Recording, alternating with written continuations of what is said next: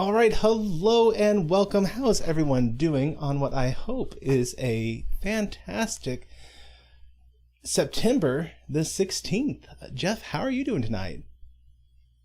Pretty good. We were debating in chat a little bit ago how late you are because they were saying, well, you're a week late. And I said, well, he's actually maybe like 5 years early. Because who would have thought we would have gotten this far into the series by now? So, and Thomas is wishing everyone a Merry Christmas. Yes, indeed. This is my Merry Christmas, y'all filthy animal shirt from Home Alone. And I don't know, just felt like wearing it tonight. Why only wear fun Christmas shirts at Christmas time? I say wear them whenever. I can see the logic behind that. Yeah, because you get this shirt, you have it all year, and you wear it for like 2 weeks? No. Like, let's have fun with our shirts. Well, maybe 4.5 weeks. Yeah. 5, perhaps, if you go to New Year's, Yeah.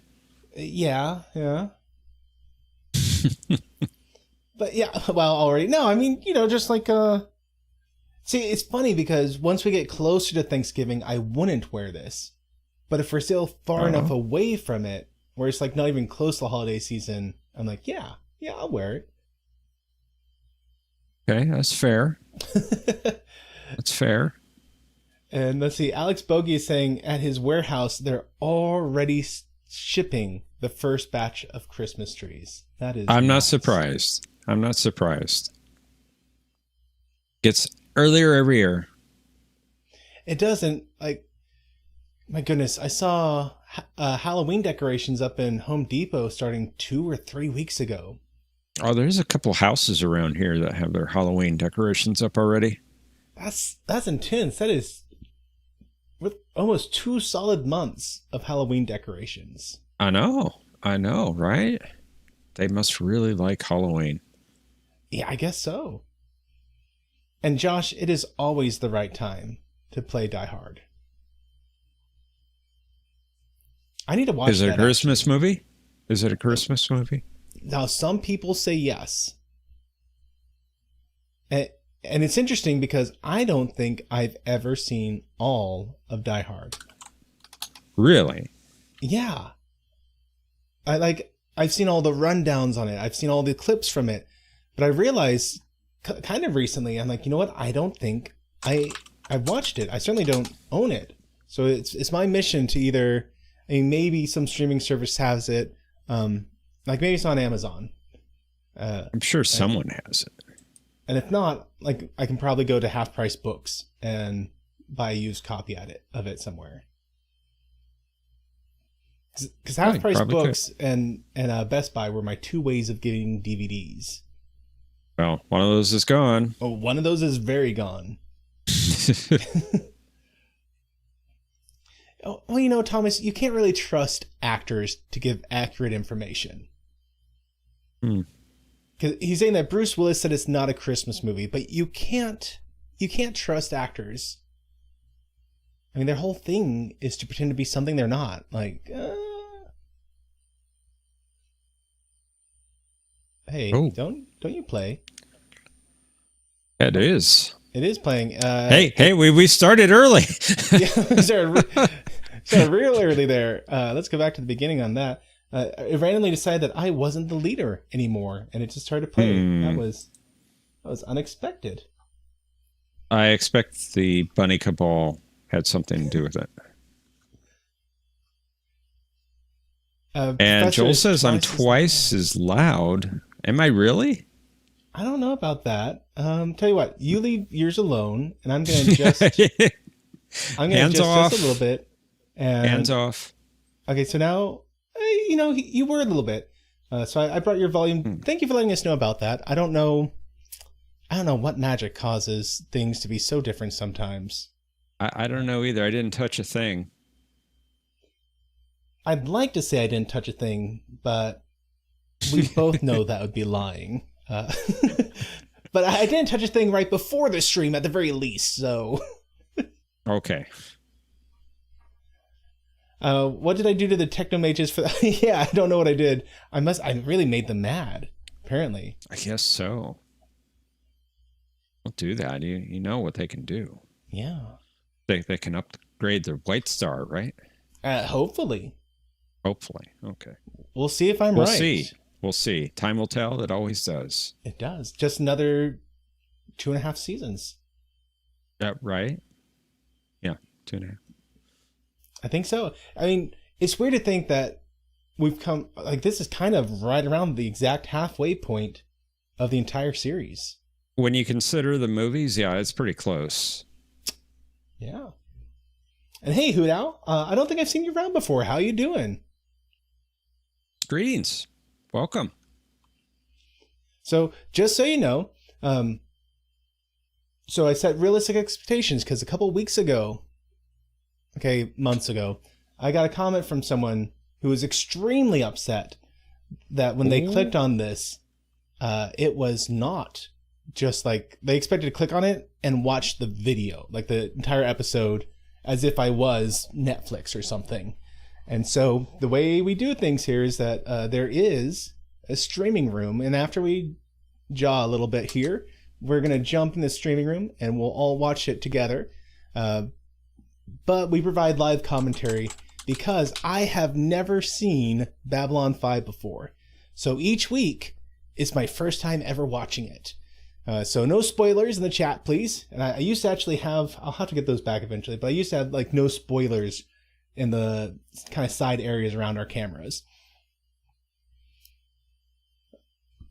Yeah. I've never seen Babylon 5 either. Oh, me and Taro so...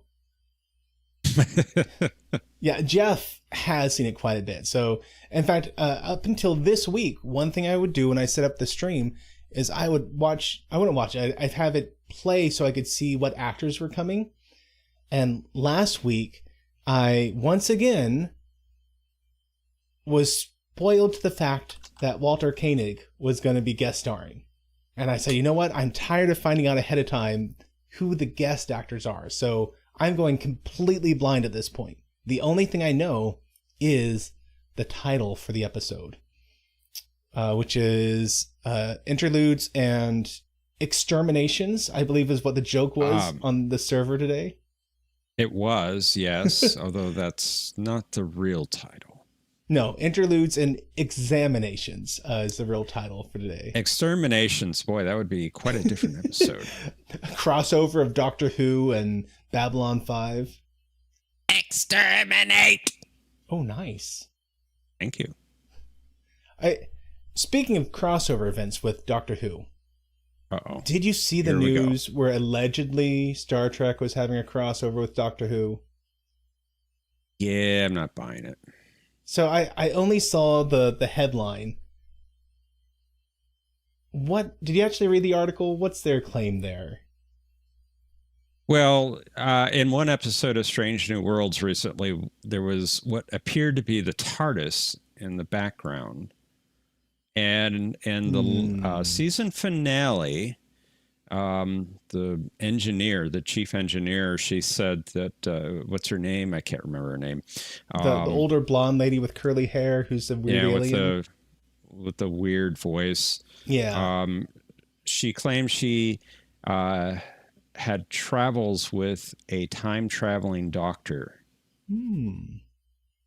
Now, I thought maybe that meant Dr. Emmett Brown, but you know, that'd be an interesting one. It would. But the claim is that it's Doctor Who. And positive saying some that people are extrapolating. Yeah, it could be, I don't know. Extrapolating that there will be an actual crossover at some point. I mean, my goodness, that sounds like a fanfic. Yeah, it does. Although, you know, they've done it in the comics. They really? Yeah, they had Matt Smith's Doctor crossover with TNG. I mean, to be fair, the comics are non-canon. True.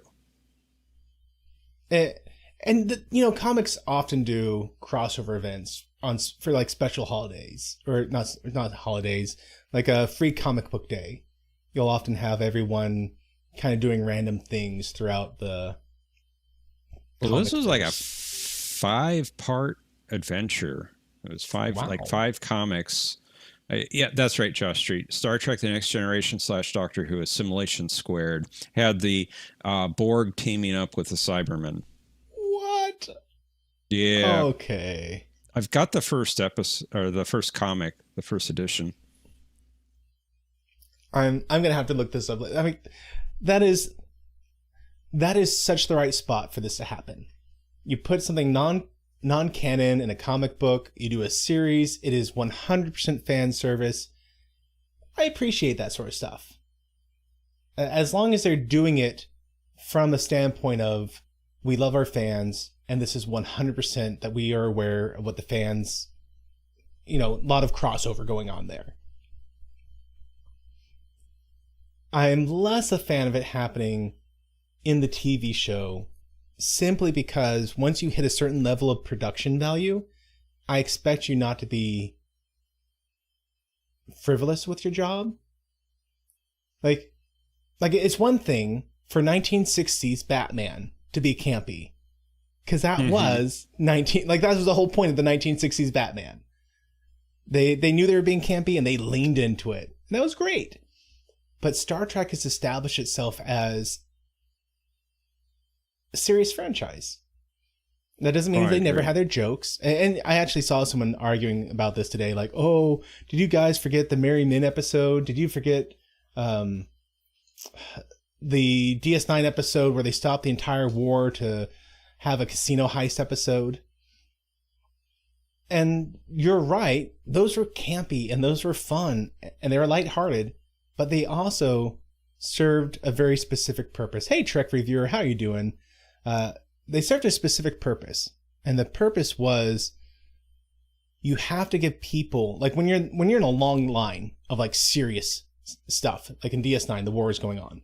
You have to give people an emotional reset button every so often, so that you can hit them with the next thing.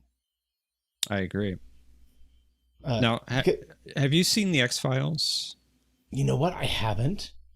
Okay. Well, that show did at least a couple of crossovers with other shows. In one case, I think it worked really well. It was with the Special Victims Unit. What was that series? Oh, CSI? Yeah. Not CSI. It was... I can't think of it. Law and Order. Oh, okay. Okay, yeah. And I think that one worked really well, but the other one didn't. They crossed over with Cops. Okay. And that it just did not work for me. Yeah. So depending on how you what you do, it can work. In that case, you had one it did and one it didn't. Yeah, because Cops was a reality show. Right, yeah. Anyway, so yeah, you need the emotional reset button. And two, both of those episodes, even though they were goofy and campy even, they still handled mature matters. Like, it wasn't just, oh, hey, here's the cast of TNG, and they're Robin Hood, and I am not a merry man, Captain, and smashing loots and stuff like that. Like, they actually looked at complicated subjects, And they were able to do both these things together, such that even though you're being campy, it somehow leaned into the overall subject of the episode. And so I appreciate things like that, and I will confess I am being biased against Strange New Worlds. But based on their track record, I don't think that they could maturely handle any sort of crossover event with anything other than Star Trek Discovery. And I know they actually so campy. Way more campy than I think like TOS was. And TOS could be pretty campy at times, but sure. Like the Strange second New episode Worlds with is Harry gone. Mudd. Right. I love that episode. That was great. Right? Mudd. Awesome episode. Yeah, and Thomas, I hope it is just an Easter egg. I think it was. And for Easter eggs, I'm actually fine with that sort of stuff. Like even in a super serious show, like if on like the most serious episode of DS9 in the background you had like a TARDIS sitting on the desk somewhere where it wasn't front and center, it was just over there, a little head nod. I'm fine with that sort of stuff. I like that. It was more than that. It was a shot. Oh yeah. Inside of another spaceship. Actually, I think I didn't watch the episode, but that's what I gathered. The Enterprise was inside of a spaceship, and in the background you could see the TARDIS. Mm-hmm. I'm just saying, like in general, the concept of Easter eggs, they don't upset me. Yeah, I agree with you for the most part, unless it's done excessively. Mm-hmm. And yeah, positive the Muppet S&W episode. I have a soft spot in my heart for Muppets. You know, growing up with the Muppets, the Muppet Tonight Show, and all the Muppet movies. I might actually watch that episode of Strange New Worlds. Oh, Matthew, don't cross over to the dark side. I might watch that. Here's the thing, like as long as you disassociate Strange New Worlds from being Star Trek in any which way whatsoever, it is a passable sci-fi show. The problem is they don't let you disassociate in any sort of meaningful manner. Because anytime you try to disassociate, they're like, oh, hey, remember this Spock guy? Yes, of course you do. Like, he's front and center, and now he's this raging ball of Vulcan hormones. And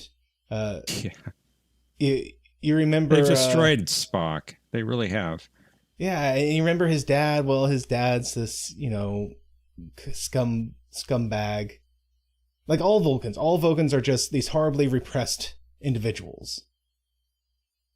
Because that's the modern take on Vulcans. Anyone who...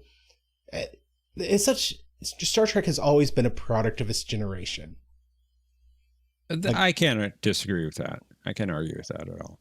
Yeah, and this is one of the first videos I ever did. Back when I actually did videos, was on how you did Star videos? Trek, yeah, crazy times. But it was exactly on how Star Trek was a product of its time. All the military jargon, all the things that were going on. It was 1960s culture. And TOS, or TNG. Very much. Very much a product of the 80s and 90s. DS9, Voyager, they were all so heavily influenced by their culture. And Enterprise was as well. That's true, yeah. Yeah. And we're definitely 9/11. seeing it. Oh, yeah. We're definitely seeing it here in Strange New Worlds and Discovery. And unfortunately, the modern culture has gone so far away from what I grew up with that I just don't like it, you know? And I say modern culture, it's really the modern, like, let me rephrase that. Star Trek in general used to be a reflection of American society. And it wasn't just one subset of American society. It kind of took the entire what's going on in America, and it dealt with those issues. Star Trek for modern society has become a subset of American culture. So it's not just, hey, 50% of America we don't like. And they don't. Like, they made it real clear with STD, the very first episode, they did not like half of the nation of America. But then they took a subset of what remained, and they really dove into that specific, like, 5% of the population, and that has become everything about it. Or that, not everything. Let me be fair. That's become a lot of it. A lot of it, yeah. And that's just not for me. You know, I'm not part of that subset of America. And so whenever they do things, I can't see any aspect of anything I can relate to in it at all. And like this, like, did you see the Pixar movie Red, or not Red, Coming Out Red, Breaking Red, Turning Red? Is the one about some red panda thing? I haven't seen that one. I'm sure no one's surprised I can't remember the name of. Maybe someone in chat can jog your memory. Yeah, I'm pretty sure it was a Pixar movie. It's about. Thomas wants me to check this YouTube link. Is this my video that he dropped in chat? Is this my last Voyager video? Is that what it is, Thomas? The last one I uploaded 2 years ago. Ooh, it's been that long. Wow. Well, at least you've been doing Babylon 5 for 2 years, almost. Yeah. So, Turning Red. I think that's it. Pixar. It's Turning Red. But it was a movie about not just. It's a big metaphor for a girl hitting puberty. Okay. And the red that comes with a young lady hitting puberty. Right. Right. So it wasn't just about that aspect. And like, there again, 50% of the population, you're cut out from this. Like, you are not going to have these worries. But then they said it's not just about that. It's specifically about how a young Chinese immigrant, a second generation immigrant, growing up in America felt like. And I'm like, wow, you haven't just ostracized 50% of your population. You have made this specifically about 50% of the second generation people from China, immigrants. And it's like, or Japan, excuse me. And so you've gone down to like 8%. Yeah, very small percentage. Although there may be some crossover with other populations that would want to see something. I mean, you watched it. I did not. Oh, you didn't? I thought you did. No. I'm sorry. My apologies. I tried to watch it, and you tried. Yeah, and because I loved Pixar movies. Yeah, they did some great movies. And one of the things I loved about classic Disney and Pixar movies was the exact fact that it was designed to resonate with a broad audience. Like take Belle from Beauty and the Beast. Okay, I'm not a girl in France, so there's a lot. Like I can't insert myself into her as a person, but I can identify with the desire that there must be more to life than what you're experiencing right now. And a lot of people can resonate with that. And so even though you had your lead character as a strong woman, anyone or most people could resonate with what she was going through because we've all had that desire for more. And it's just, I don't remember how we got on this topic, but just the general writing in America has gone from let's make sure that we write about topics that resonate with people into, hey, I am this person. I'm going to write a movie that I can identify with and anyone who's like me can identify with. And if you don't like it, you're some sort of ist or hateful or something. All of which is to say, I don't trust modern writers to be able to do Easter eggs. That's how we got this.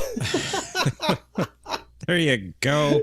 Comes around full circle. It does. It does. I hope you guys enjoy that. There's been several things I've been thinking about where I'm like, oh, I should really do a video about this movie that's 30 years old, 20 years old. I'm like, that'd be so dumb, but I don't know. Dave Cullen just put out one for a movie from 1979. Oh, really? What was the movie he did?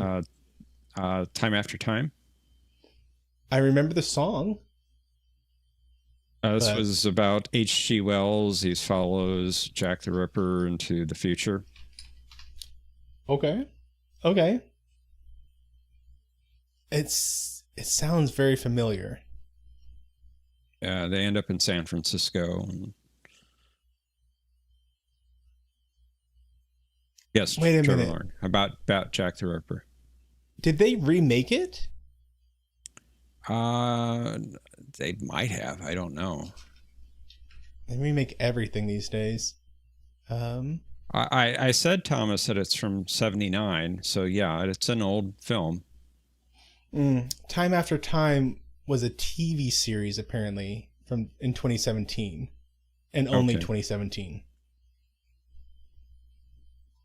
Must not have caught on. Yeah, there's a lot of ones that don't. That's for sure. Yeah, that's true. Maybe Marvin the Martian finally gets a starship to crush Duck Dodgers. Wow, Marvin the Martian. Fun stuff there. Wait, was Marvin the Looney Tunes character, or was Marvin the Martian from My Favorite Martian? No, Looney Tunes. Okay. Was he also named Marvin in My Favorite Martian? Did you ever watch the old TV show? They did a movie version of it with Christopher My Favorite Lloyd. Martian. Yeah. My Favorite Martian. What was his name, Martin? I don't. Thomas says it was. Or My Favorite Martian. Yeah. The TV show stars Ray Walston as Uncle Martin. So Martin the Martian. There you go. There you go. It's been a long time since I've seen that. Oh yeah, it's a 99 movie. I think I saw the movie once. Now I did see, the TV episodes quite a few times, probably a lot of them anyway. But it's been 30 years. He says, Boothby, yes, by same actor who played Boothby in Star Trek. I also heard that someone was saying up in the chat earlier that it's the 50th anniversary of 2001: A Space Odyssey. No, it has to be more than that. It was 67, 50. I think that came out. Yeah, we're 60. So we're coming on 60 years. A couple of years, I think. Yeah. Well, I hope they do a reshowing of it. And honestly, I kind of wish some movie theaters would do some more. This Friday we're showing this retro movie. We're going to show The Matrix again. We're going to show Star Trek again. That's what it is. It's Space 1999's 50th anniversary. Oh, okay. And I did see that elsewhere recently. So thank you, Positive Candor. It's also the 50th anniversary of Jaws. Space 1999. Is that the was that the serious one or was that the comedy one? No, that was serious. It was the 70s series. I think I'm thinking Martin Red Landau. Dwarf, maybe. That was later. That was a later series. That was a comedy. Yes, Red Dwarf is the one I'm thinking of.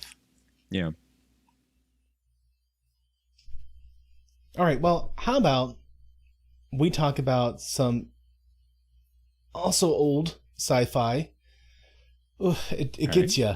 It gets you right in the age organ. The chronoton organ. Right? We are on Babylon 5, Season 3, Episode 15. We are. Investigations and examination, or interludes and examinations. Do you, by any chance, remember the prediction I made on that? Well, you had quite a rambling thought pattern on this. You said that the fact that immediately following 2 episodes is going to be a 2-parter, and you imagine that 2-parter will be a massive undertaking with a very high-budgeted CGI-packed story, that this will be a lower-cost, lower-paced episode. You didn't think that it would be a clip show. You didn't think that they would do a Riker TNG Season 2 type thing with this. But we will be checking in on where everyone is right now. We'll have a lot of revelations going on, a lot of changes that have been happening. Vera got a wife. Londo's double, triple, quadrupling down on his Narn hatred. Dolores and Sheridan, they're having a romance now, and we're starting to see the start of that. So we'll have a moment where everyone will collectively catch their breath. What are everyone's main thoughts and where are their minds as they prepare for war? This episode will be like the DS9 episode In the Cards, where everyone was grumpy and angry at the beginning, and in the end, there's a breath of fresh air. And I said, Jeff adds, Paramount does it again.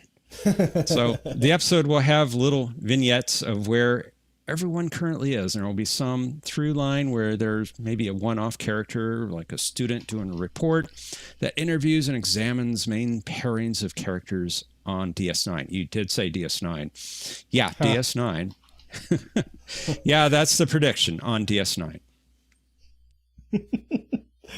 Oh, and the White Star will be outmatched and get badly damaged by the end of Season 5. The Technomages will come back, upgrade the White Star, and because Londo has 3 chances to avoid his fate, he will squander the first 2. The third one is where he will redeem himself, and is Morgana Le Fay from A Late Delivery from Avalon, Lita, or Buster?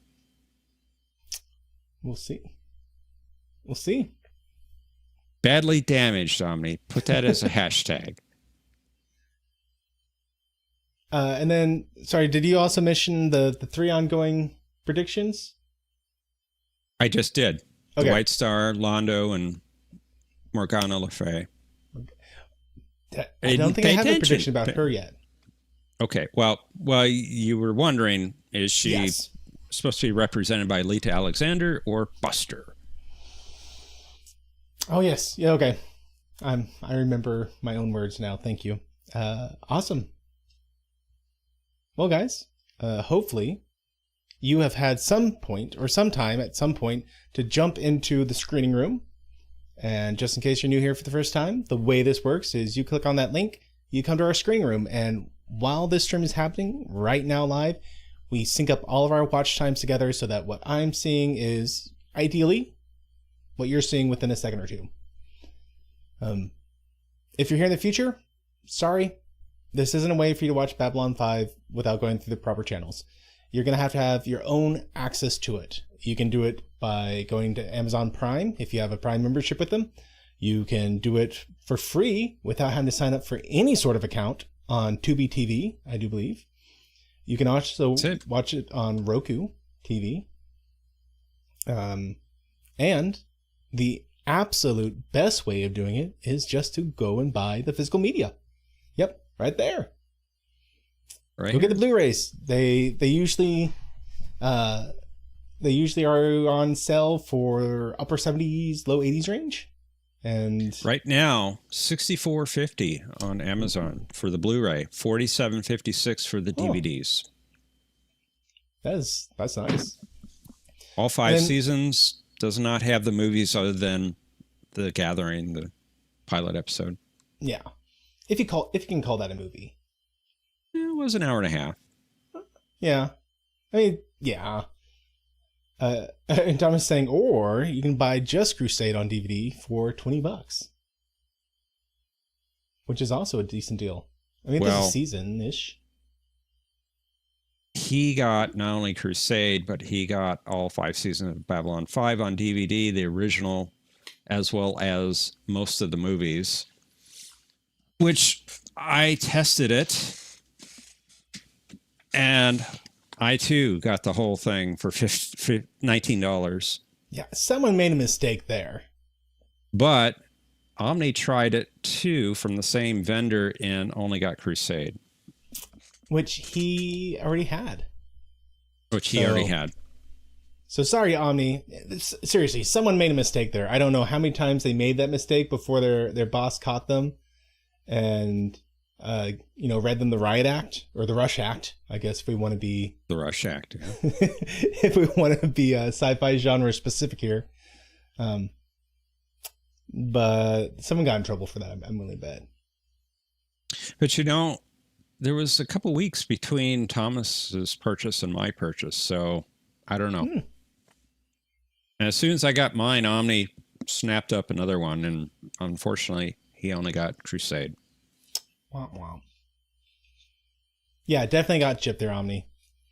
Does the Bennett work for Amazon? Probably. Now, does the Bennett that I'm knowingly related to Amazon work for Amazon? I don't believe so. But Bennett's were everywhere. We are everywhere. So undoubtedly, there are probably like 100 Bennett's working at Amazon. I would not be at all surprised. There's probably even a few Matthew Bennett's working for Amazon. This is the original DVD releases of the 5 seasons of Babylon 5. The next story, which is a two-parter, has a commentary on it that I want to listen to. Ooh. And that's one of the But that things. isn't, The Blu-ray does not have the commentary. no, it doesn't. Which, why? I mean, surely it must be something to do with licensing.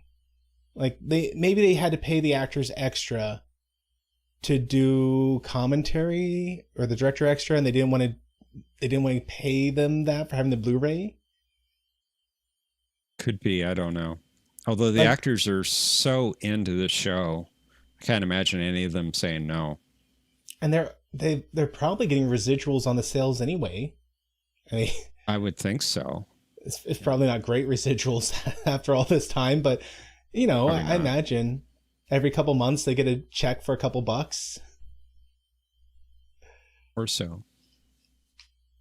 And Trek Reviewer is saying that the Captain in Crusade also played Hercules in Hercules. Kevin Sorbo? Kevin Sorbo was Hercules in Hercules: The Legendary Journey, was he not? He's saying the Captain in Crusade, the spinoff Babylon 5 series, but that's not him. He played in Andromeda. Right. Dylan Hunt. Dylan Hunt, yeah, there you go. I couldn't think of the character name. Because Andromeda actually is a show that I've seen quite a bit, actually. I saw the first 2 seasons. After that, I kind of got lost. It just kind of went to... It is another one of those series that suffers from one of the writer strikes that happened at that time. And the original writers got the boot. And they brought in new guys. And the executives got in the way and they said, hey, we don't like that this is a ensemble cast show. This is going to be the Dylan Hunt show from now on out. It really lost its way. It did. And I feel sorry for Kevin Sorbo because he got left holding the bag a bit on this. And people blamed him like, oh, he wanted it to be more about him. And he's like said it a lot. Like, guys, it was not me. That's not his character. I mean, yeah. I mean, his real character as a person. Right. Yeah, he's like, guys, look, this happened, and the executive said, we've made this mess, now you go fix it. And so everything he did at that time was just him trying to do damage control, unfortunately. And they really tried in season 5, but it just didn't come together. Yeah. I mean, it's rough because you saw the characters do a wild change in character. And you're like, who are these people? It wasn't quite as bad as Luke Skywalker in the reboot series of Star Wars. Or sequels, if you want to call them that. But it was close. It was close to that level of change.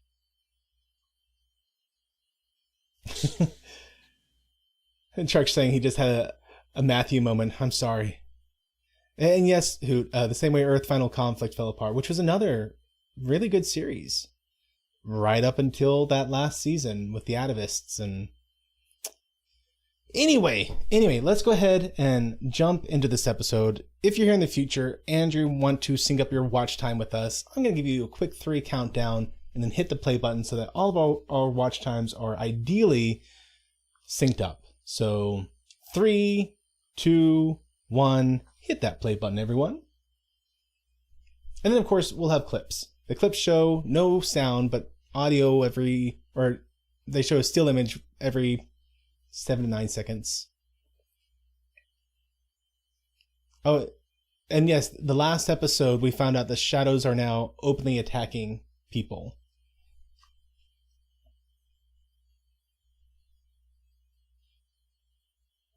Which, it came right after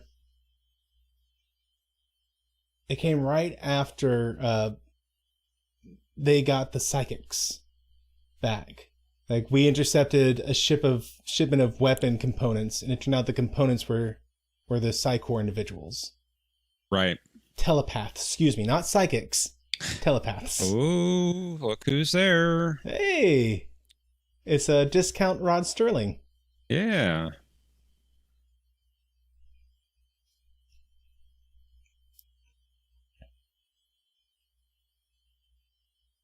It seems like he has a inside contact. Well, his way to get on the station unnoticed. Uh-oh. And so Franklin has been doing stim shots, and Ivanova's doing a narration, a voiceover during this whole time. There is stress, but everyone seems to be handling the stress well, but it's only a matter of time, and then Dr. Franklin falls over, and then Kosh has been absent for about a week. He pushed the light over. And Londo, you never know which way Londo will jump next.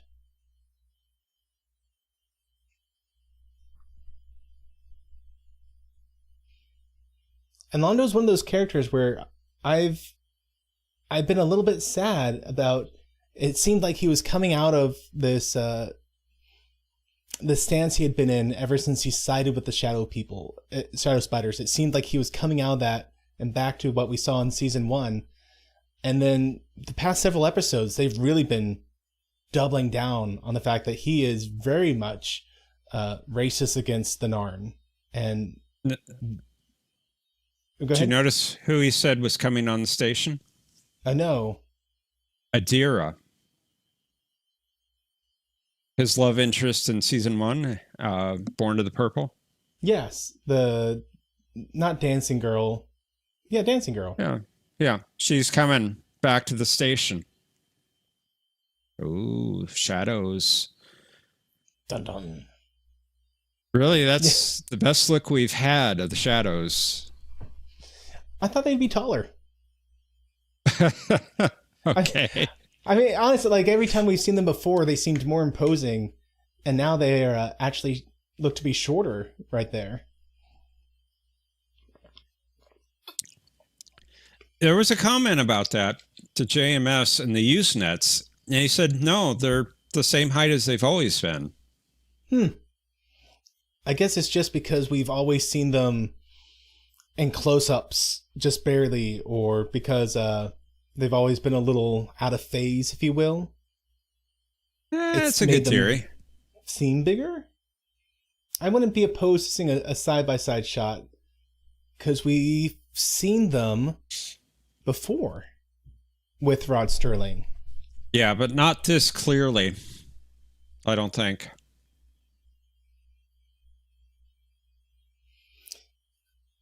So with Dr. Franklin and his abuse of the stim shots, that's been something they've been building up to this season, especially. I think just this season. They had an episode where Garibaldi had an intervention, and Dr. Franklin and him, they're like, no, everything's fine. And at the end of the episode, he was basically lying, like, oh yeah, I got through it without any issue. And it was revealed that he's still very much abusing it. And he confessed to Dolores that he was having an issue with it. He did. Which is always a good first step, to be willing to admit that it's an issue.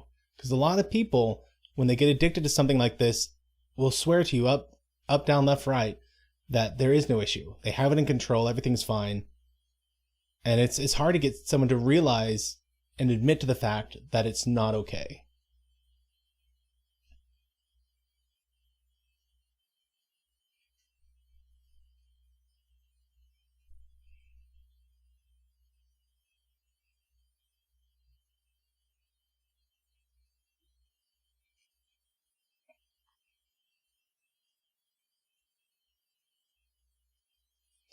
So these two individuals have been approached by the Shadow Spiders? The shadows have been influencing all the lesser races to fight amongst each other. Mm-hmm.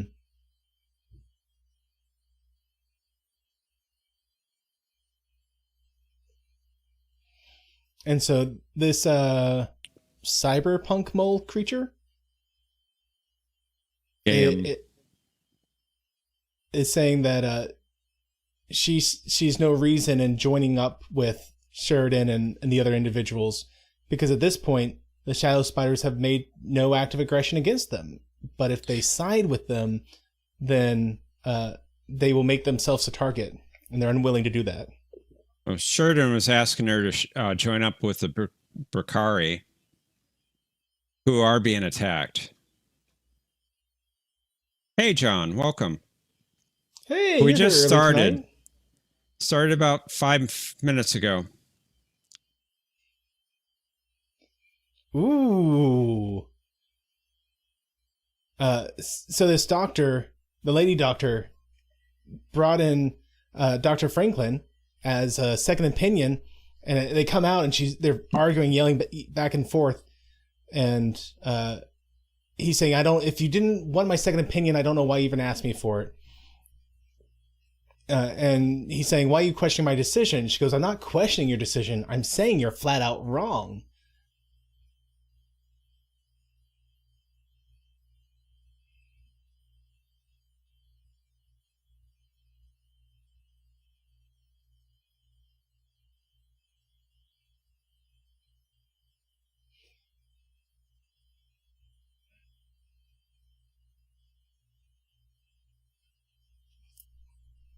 And so he's forcing the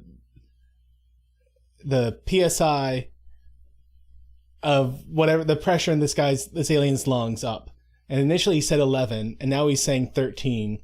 He said 9. He said 9 to start off with? Or I thought 9 was what he was at.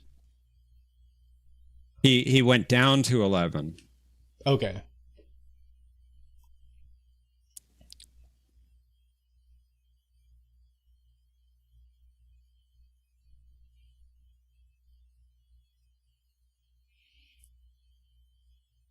And so she called him out like right there, a little more level-headed than they were just doing a second ago.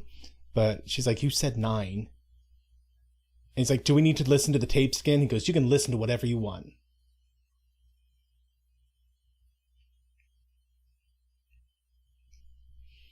I'm really interested to see what happens with Adira here.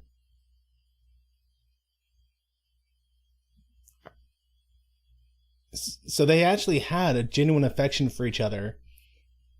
They did.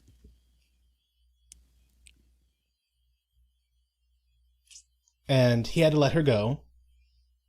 So I'm real curious to see if as she comes back, if she's going to see what a different person he is and not love him anymore. And this might be a bit of a wake-up moment for him to realize how far he has come, where someone that he, like basically the only person he's really, truly, genuinely loved, no longer loves the person who he's become.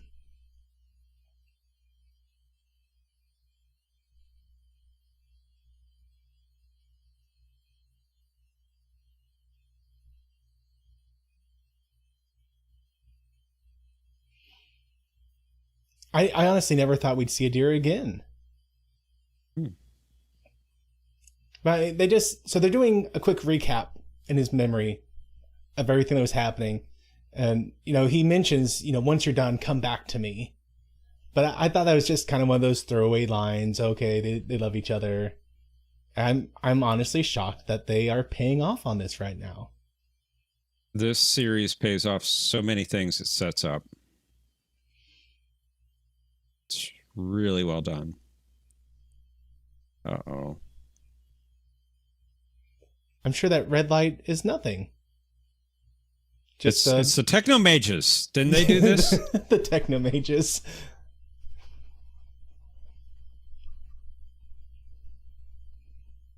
Uh-oh.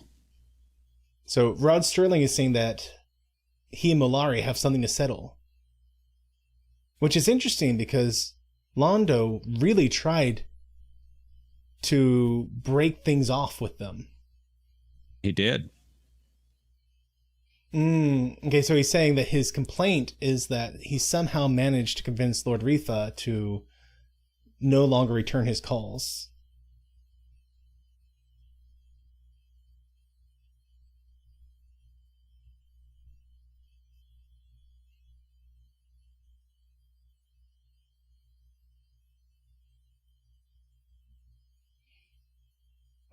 And so the thing that they're talking about is when they made this agreement to go their separate ways, that the agreement was the Shadow Spiders would get basically half the galaxy and the Centauri would get the other half. Except for there's one system that the Shadow Spiders said that this system's going to be ours. I forget which system it was, but I at least remember that caveat.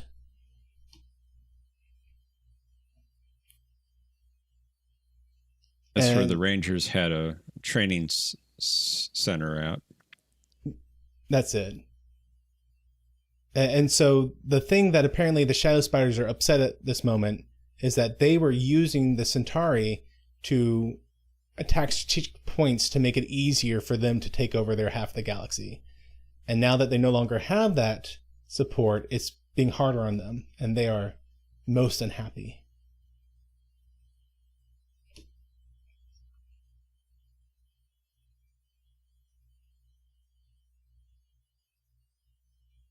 Londo can hear them. Interesting.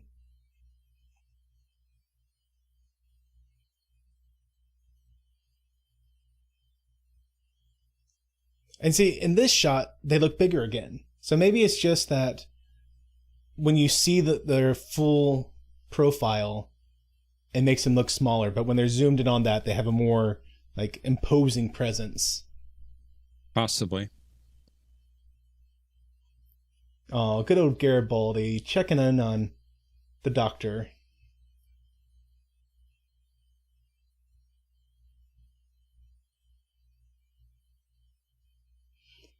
And I do like how often we see that Garibaldi is the individual who's not just concerned about the station security, but he's concerned with the person themselves. He's done this with Londo. He's Jakar, Dr. Franklin here. I really love the one he did with Jakar. That moment in the hallway. And the Londo one too. Yeah. He gets just these great, amazing. He was there for Talia. Yeah. Hey, Gold Tokyo, how you doing? Hey, Tokyo. Good to see you. It's been a hot minute. How you been?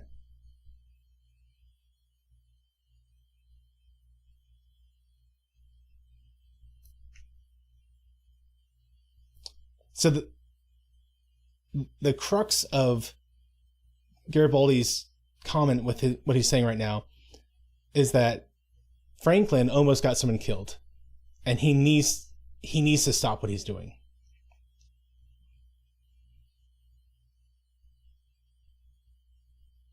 And Franklin's saying, "You've been riding my butt all year about these stems. It's time for you to back off and get out of my room."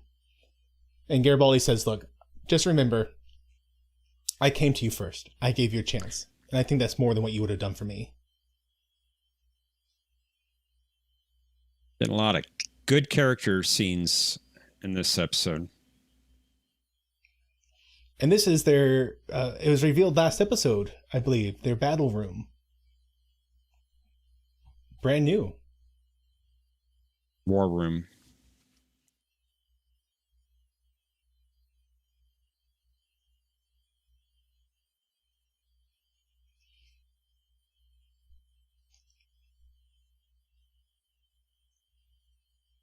And so thing they're...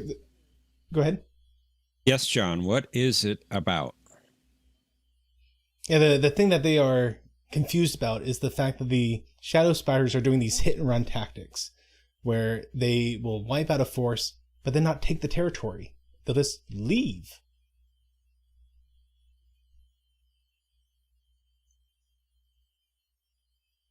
And so they're trying to figure out what is their point? What is their end goal here?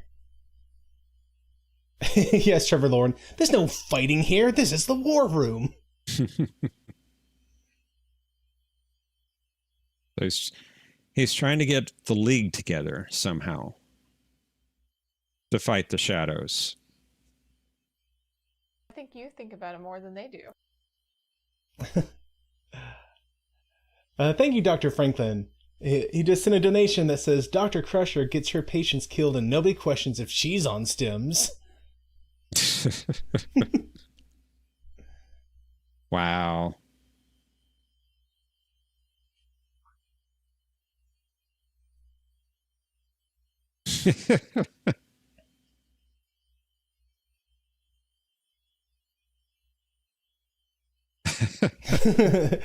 So Sheridan is saying, if only we could get one victory somewhere, then maybe we could get these races to come together, come to our way of thinking.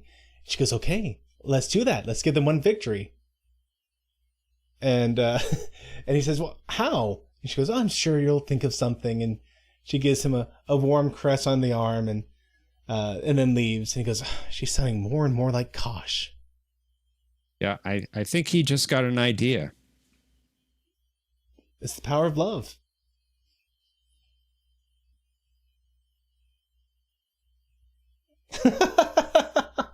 Sorry, that's such a funny comment.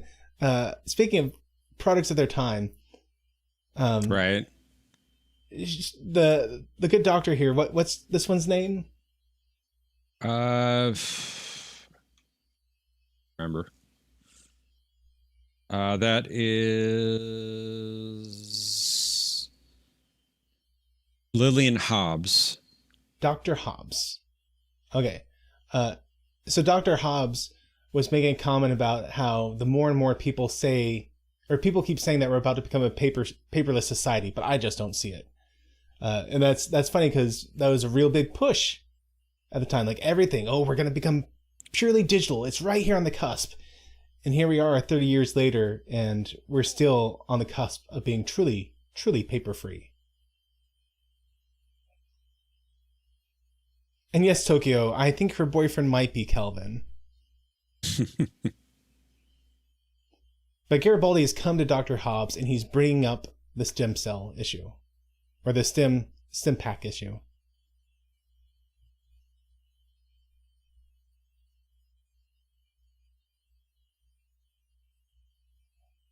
And he wants to go through her to get some sort of information on where the stem packs are kept.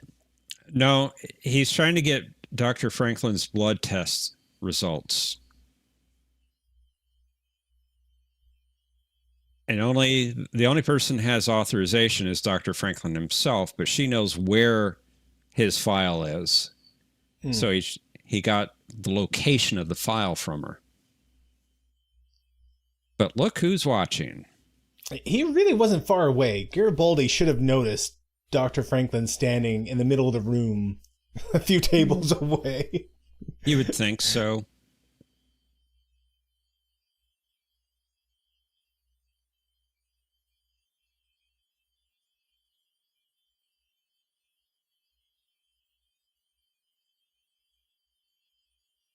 Things. So Veer is having to order some stuff for Adira. And, bouquets and clothes and things. And the guy goes, what sort of things? And Veer is too embarrassed to say it out loud, whatever it is, and just hands him a piece of paper.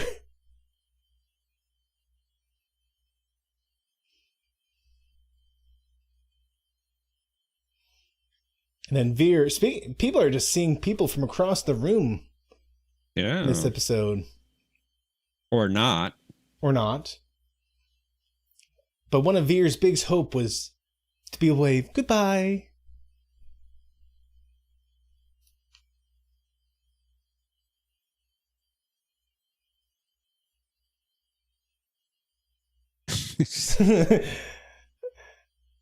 So Discount Rod Sterling says, well, is there anything I can do to help? And Veer goes, short of dying? No, I can't think of anything. That is a great line, Texas.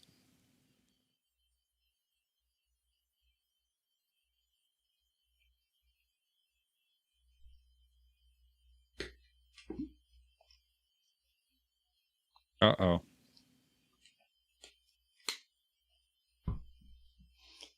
So since Veer didn't give him the time of day, he went to the merchant. And he's convince the merchant that he's there on behalf of Veer and Londo.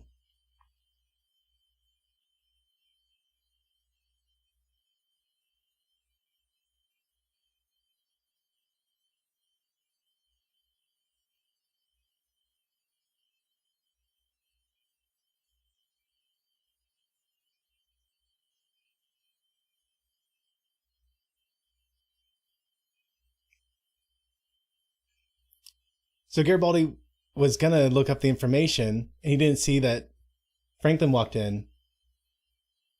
And he said, no, cancel. And then he looks up and he sees Franklin. And Franklin says, why? Why did he cancel? And Garibaldi says, because at some level, you've got to know the truth. And if you're not willing to talk about it, what's the point?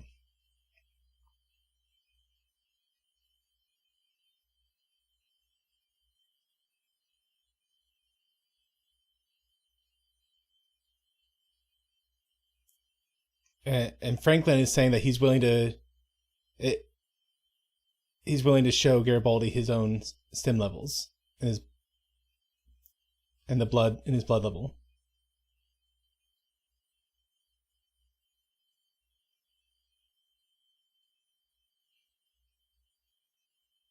And he says that's the funny thing about chemistry.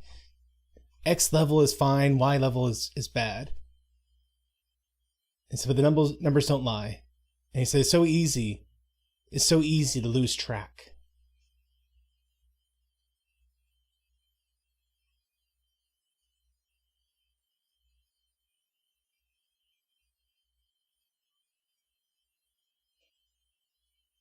And so apparently Franklin had been coming down to prove Garibaldi wrong.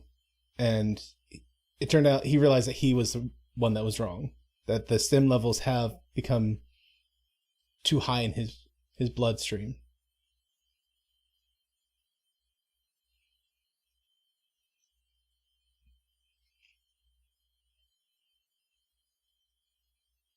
Sorry, what was Franklin responding to? Yes, it is. I think you need to pay attention to this.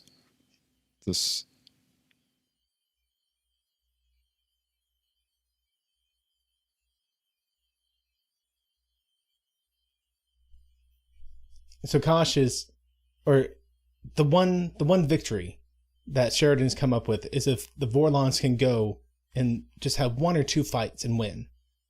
And Kosh says no.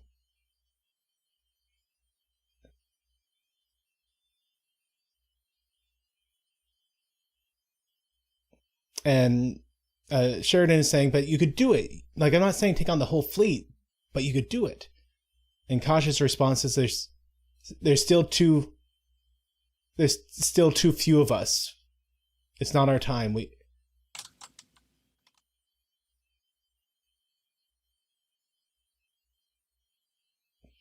And he starts to walk off, but Sheridan says, don't you turn your back on me. This is really good stuff here. Ooh. So Sheridan says, it's about time you start pulling your weight. And Vorlon, Kosh, he squints at him in anger, it looks like. And then on the bridge, they say, impudent. We got a power surge.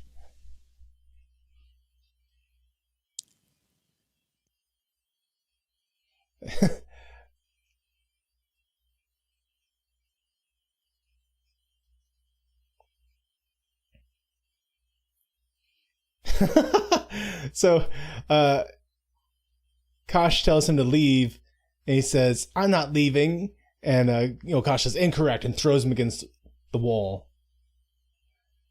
And then they continue yelling back and forth, and Kosh mentally backhands him. Essentially, yeah.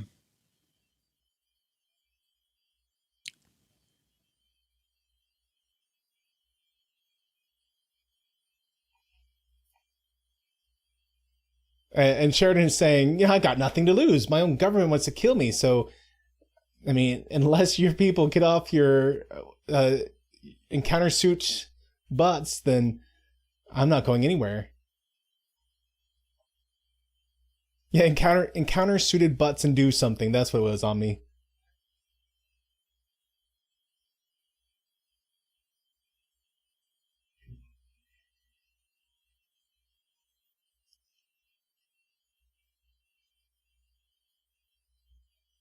And Sheridan is saying, at what point are you going to intervene?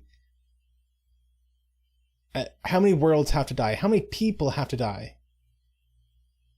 How many people have to die before you're satisfied?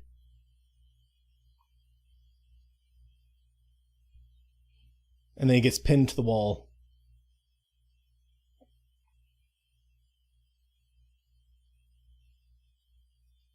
And Sheridan says, go ahead, maybe one more death will help balance out the books.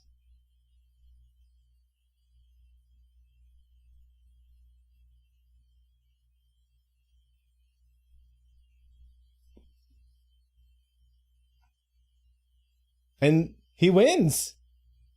Kosh says, I will do as you ask.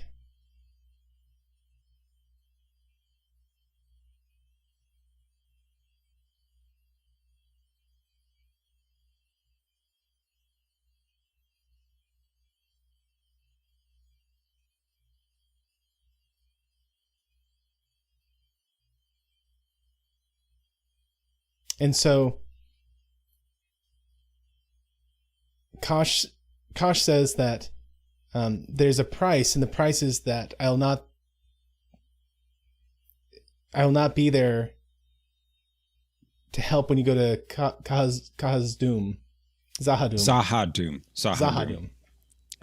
If you go to Zahadum, you will die. And he says, yeah, you told me that before. And Kosh's response is, you do not understand.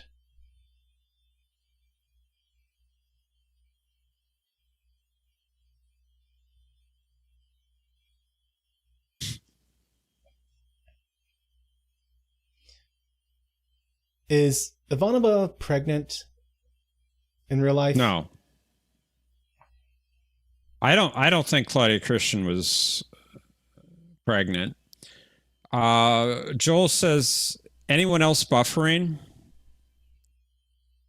It's not buffering for me. At least the episode isn't. And here come the Vorlons. Ooh.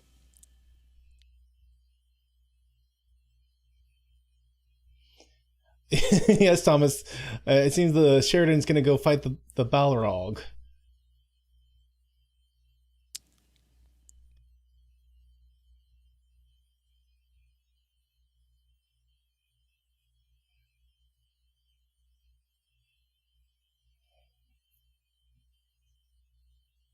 I mean, it looks like they disable the main ship, but they don't blow it up.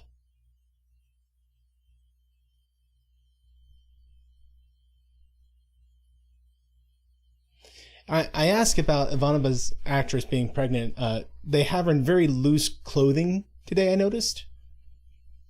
I wasn't sure if this was just the difference in uniform or if they were intentionally not cinching it around her belly to hide a bump. As far as I know, she was not pregnant during filming.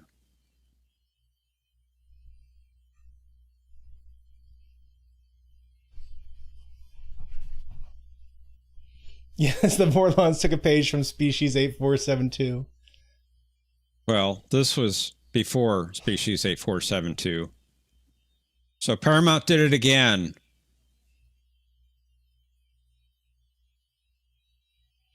Oh. There's no one behind her, or behind him. So where's Adira? Did she decide not to come? Did she get taken?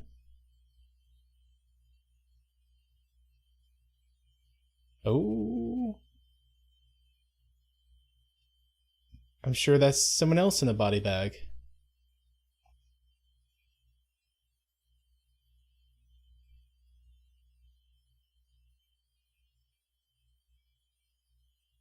What did you predict I would say, Thomas?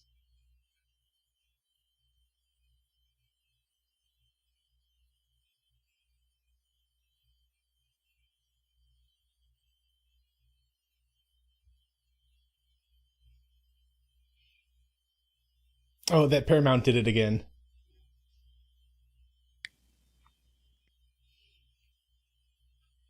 Oh, they did. And so they found a deer dead in her cabin. There's no signs of anything. Seems to be natural.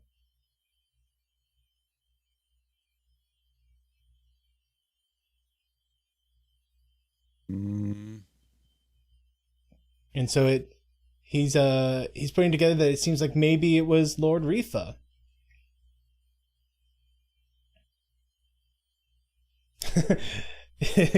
Tokyo's pointing out that you could see the CPR dummy under the sheet.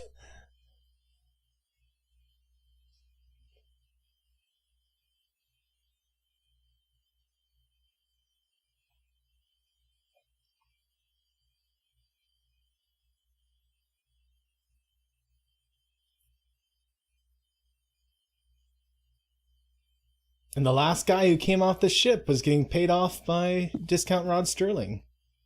Hmm. Is he the one that used the poison, perhaps? A little upset that maybe Londo's not playing ball with him now?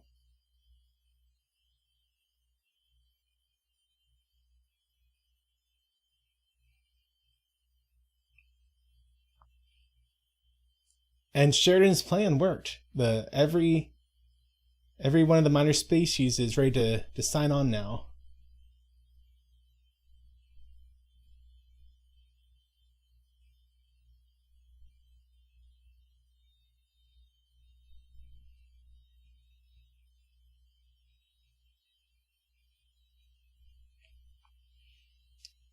It seems like perhaps Morden is going to make a visit to our dear friend Kosh. Hmm. Oh, and the first episode started off with Kosh being poisoned. Did? Now I think about it.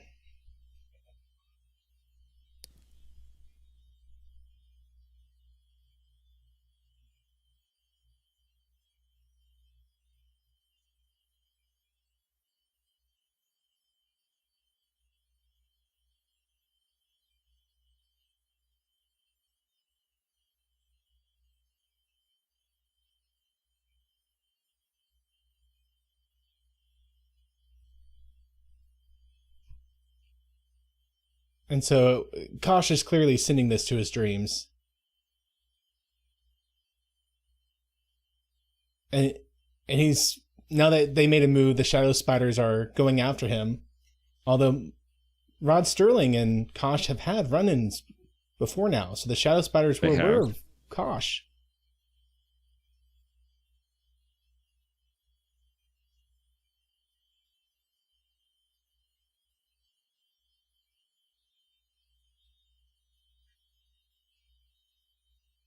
And Kosh is admitting that he knew it was coming and he was afraid.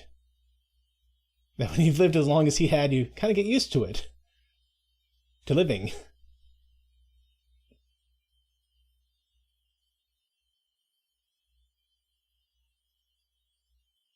And saying there's so much more I should have said, but now it's too late.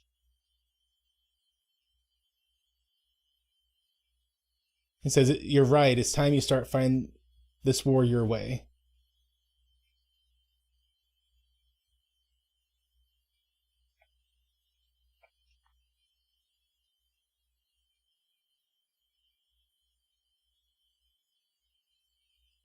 And he says that as long as you're here, I'll always be here.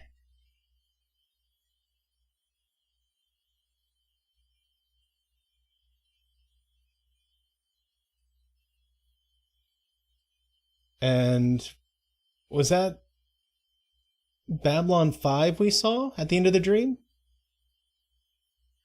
Was it part of the dream? Or was that real? Like maybe Kosh's energy going over the station? Yeah, I think it was real. The way the energy went through, it looked like Babylon 5 was moving through like a jump gate. So I misunderstood the visuals at the moment.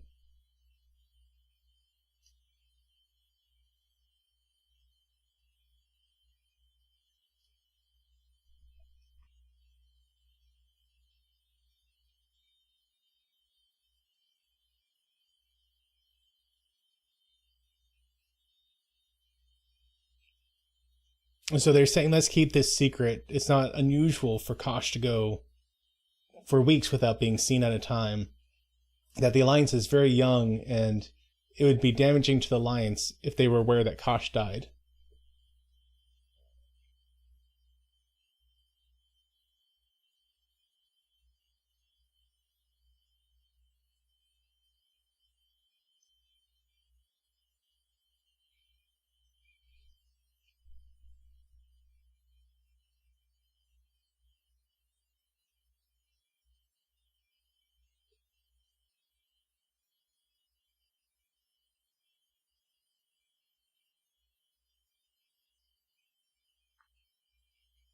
And the Vorlon government has made one final request, that the encounter suit and everything that was his be placed on his ship.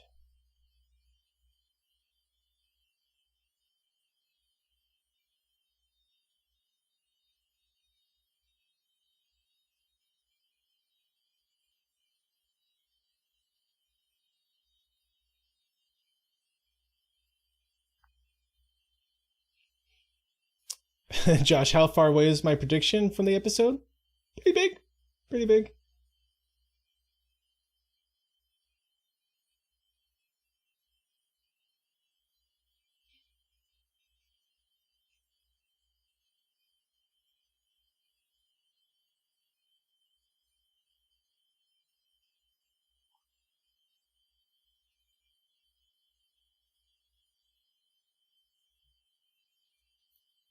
So Morden is pretending as if he has deep sorrow for Londo's loss.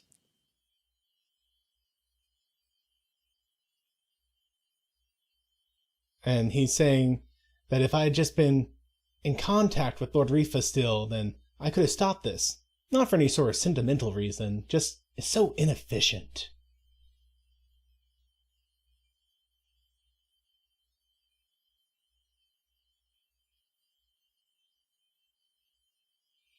And Lano says that everyone around me dies, Mr. Morden, except for the ones that most deserve it. And that's about to change.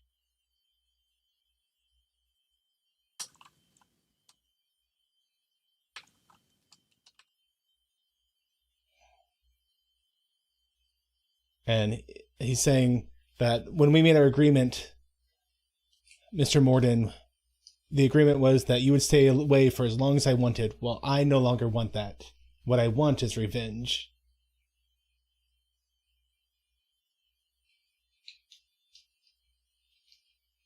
He says, you give me this and the safety of my people, and the rest of the galaxy can burn. I don't care anymore. It's really hitting bottom here. So will you help me? Of course. Ambassador, as always, I am in your service.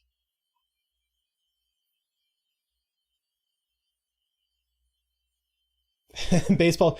Thomas, are you actually keeping track? Or is that just a random number you came up with? I think it's a random number.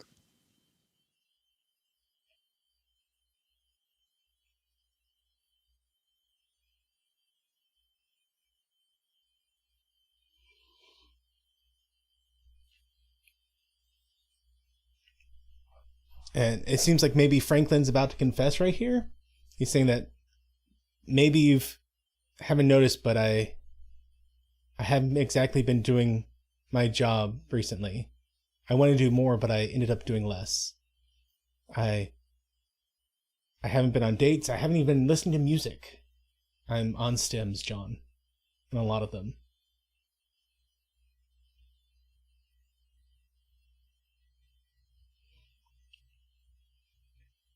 He said, I kept taking them because they kept me busy and they kept me from looking in the mirror and realizing that I didn't recognize who was looking back at me. He said, but I don't think I have that luxury anymore.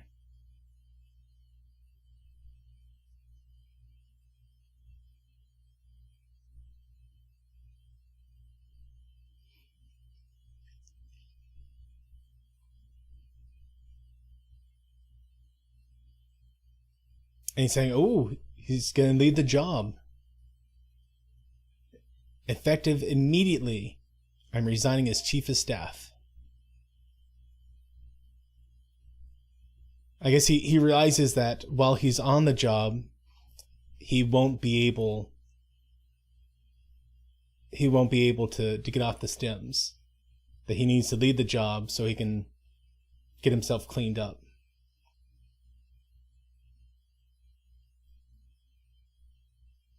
I think he said chief of staff, chief of medical staff? Chief of staff of the med lab facility. Oh, excuse me.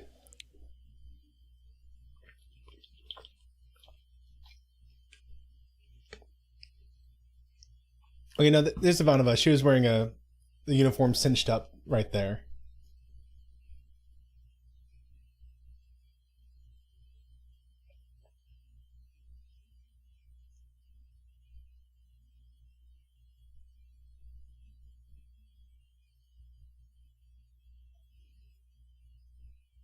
So, they loaded up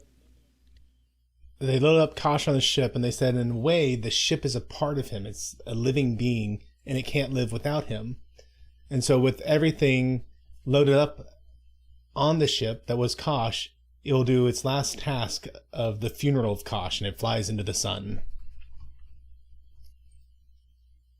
Oh, excuse me. Thoughts about the episode, Jeff? This was a really good episode. I think this kicks off a long string of just crazy episodes where we get a lot of things happening, and it starts off really well. Londo seems to hit rock bottom here. He's all in with the shadows now, and Mr. Morden. Dr. Franklin, he's hitting rock bottom as well. So you have two characters now that are hitting rock bottom. What's going to happen with him? We're going to have to wait and find out, I guess, with Dr. Franklin. Is it a turning point, or is his character done? We'll have to wait and see. And Omni's asking, two-parter next, can we do both in the same night? We've talked about that before, Omni, but I'll leave that up to Matthew to answer that.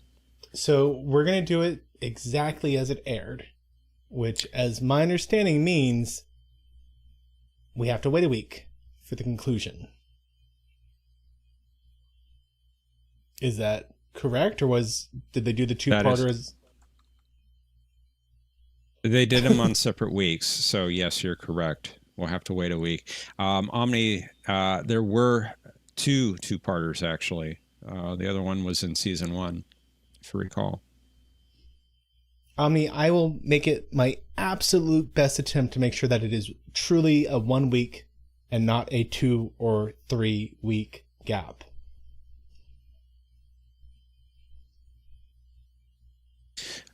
Wow, Kosh dying. Who would have guessed that? Yeah. Not me. Well, yeah. Based on your prediction, yeah. You didn't guess that, and I didn't guess it back when it originally aired either. But wow, what a powerful scene. A lot of powerful scenes in this episode. A lot of great dialogue between the characters. You can really see that JMS is firing on all cylinders here, and so are the actors. The actors know their characters, they know each other, and they're really doing an awesome job with the acting. And the directing's very good, too. Got some good CGI scenes. I really think the CGI is doing a top-notch job here. Those Amigas are really kicking out the graphics really well for, the mid-1990s. CGI, this show gets a lot of flack for its CGI, but I think it's well done, especially considering the era. Amiga's accelerator cards on fire. For the most part, yeah, I think you're right. You're right. The space scene that we saw tonight, the little battle they did, I think I would have no problem seeing that in any modern sci-fi show. Like, I wouldn't be like, oh, wow, this is so horrible. I'd go, yeah, good job. Yeah, it's well done. We got the league organized. They are signing on to fight the shadows. They're going to give up their squabbles between each other, maybe, and come together as a cohesive fighting force. See, but it seems like they're on their way anyway. So what's going to come of that? What do the shadows want themselves? We kind of had that asked in this episode. Didn't get an answer, but Sheridan posed that question. What do they want? They're going in and doing these strikes and then getting out. They're not taking any territory. So if it's not about territory, what is it about? What do the shadows want? And what do the Vorlons want? They're just sitting back and they're letting all this happen. It takes a lot of convincing from Sheridan to get them on board to just do at least one strike and give them a chance to get the league together. So a lot of good stuff in this episode. It was an exceptional episode. One of the better ones. It was. What do you think, Matthew? Okay, so I definitely 100% thought that this was going to be a catch your breath kind of episode. You did say that, yeah. I did, yeah. And I am shocked that it wasn't, and they did such a good job with it. And it's interesting because instead of having this to be a moment of kind of, okay, we're ready for the war, this episode instead said you're not ready for the war. So like, if I was to look at the 5-act structure for a movie or a play or something, we'd be close to the climax of it. Right before you get toward the climax of the 5-act structure, or going out of the rising action, and you have the darkest moment. And that's where everything seems lost. There's no more hope. And it seems like that's right where we are in this season. And it's just, I kind of suspect that over the next 2 episodes, we're just going to nail that in even harder. That things are not good for our people. And I'm real interested to see how far they take it. Like obviously, I don't think we can be at a point where, with 2 more seasons to go, that the Shadow Spiders can dominate everything. Okay. Like, we can't be at the true last battle. There has to be more. And that either sets up a situation where the Shadow Spiders are not the top dog, that they're in fact a middle level person, and there's someone even worse off behind them. That's interesting. I don't think that's the case, but I'm saying, like, typically, so if you ever read any of the Japanese comics, this is a common trope where your character becomes maxed out. And you're like, wow, it's been so cool to see this character grow, and now he's the absolute strongest. And then they reveal that actually the world you're in is like a sub-world, and there's a world above this world. And so he goes to that world, and he's at the bottom again. And this is common for the martial art trope sort of stuff. And so that's where they'd have to go with it at this point, if things are really coming to a head. I don't think that's where we're going here. I think that something's going to come up probably by the end of the second of this 2-parter episode, let's say, that causes things to fall into a stalemate. Or not necessarily a stalemate, but causes things to go into maybe a Cold War sort of mindset, where we're no longer in active hostile fighting, but things kind of gel, and we're just going to be in a holding position for a little bit. Because there's a lot of plate spinning right now. Sheridan talked about this, that what are you going to do, Kosh? My own government wants me dead right now. And so Babylon 5 is very much all by itself at this moment. And something's got to give somewhere. Well, okay, exactly. We got the Alliance. They have the Minbari. They have the Alliance it's building. they have the Narn helping where they can. They're not exactly on their own, but they certainly don't have EarthGov to back them up, which was their main source to begin with. Yeah. So, it's exciting. I don't see the big picture yet. And that's great. I don't want to be able to see the big picture. There's 2 more seasons. I should not be able to see the big picture. Okay. Like things would have to take such a wild turn for the Shadow Spiders not to be central for the next 2 seasons. Like crazy out of nowhere turn. And from what we've seen of Jameis so far, I don't think he'd do that.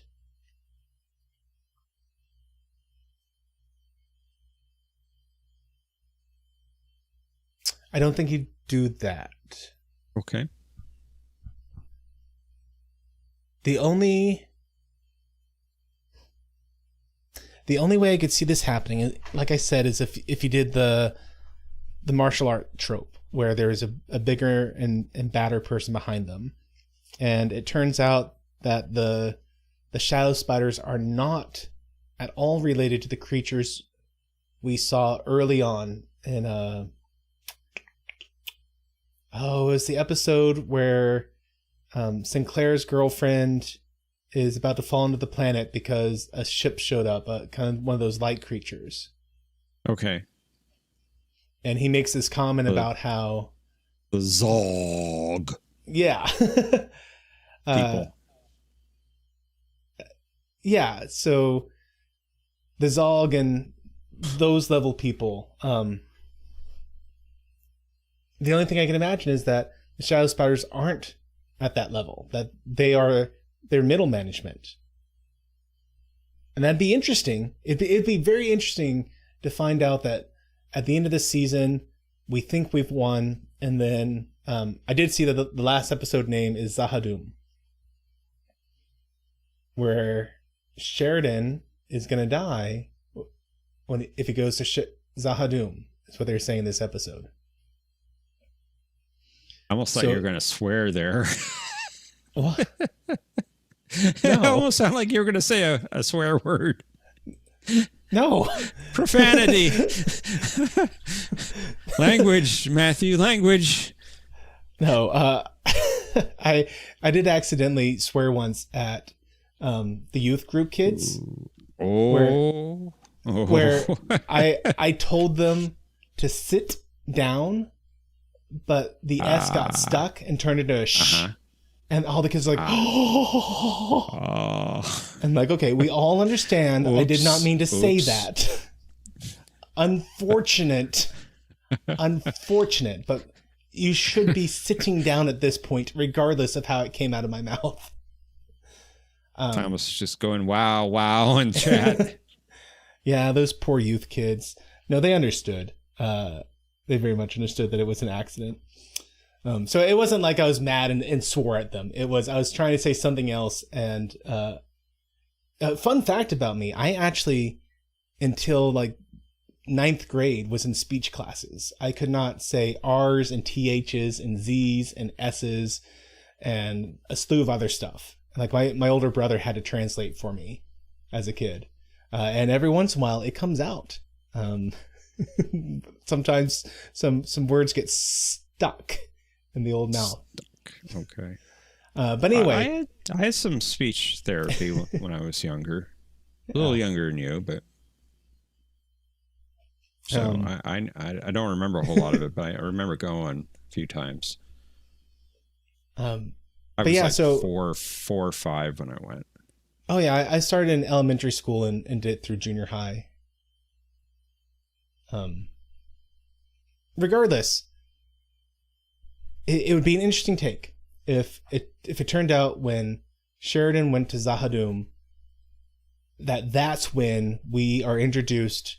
Like maybe it turns out he goes to Zahadum, the Shadow Spiders are defeated, and that's when we're introduced to who the actual bad guy for the series is. It'd be interesting.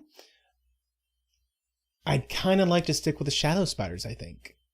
I kind of imagine that they're going to continue to be our main antagonist. That's what this is all going down to. I imagine that we're going to see them continue to be our main antagonist.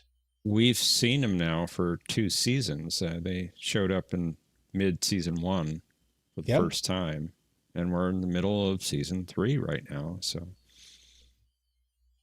yeah, for them not to be the big baddie, might be a little disappointing.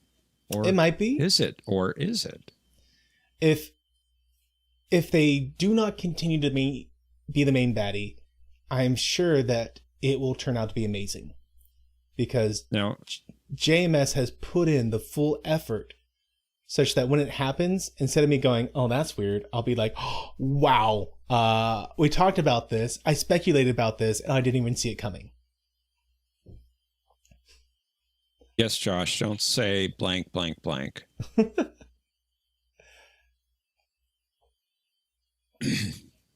Yes, tickle nature. Yeah, so, back to this episode. We do seem to be at the lowest moment. We have, we've lost Kosh. Major blow for us. His loss did allow the Alliance of Minor Wars to come together. John says the bugs in Londo's quarters have been pulling the strings all along. Right? Yeah. They're spies. Bonnie says buffering.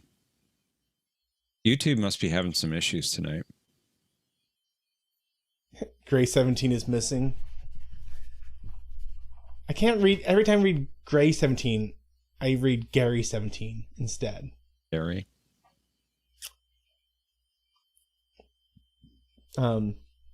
So I have a question. Yeah. Is it possible Kosh was lying about Sheridan dying? Do you think he would lie? How does he know? I hadn't thought about that. Hmm.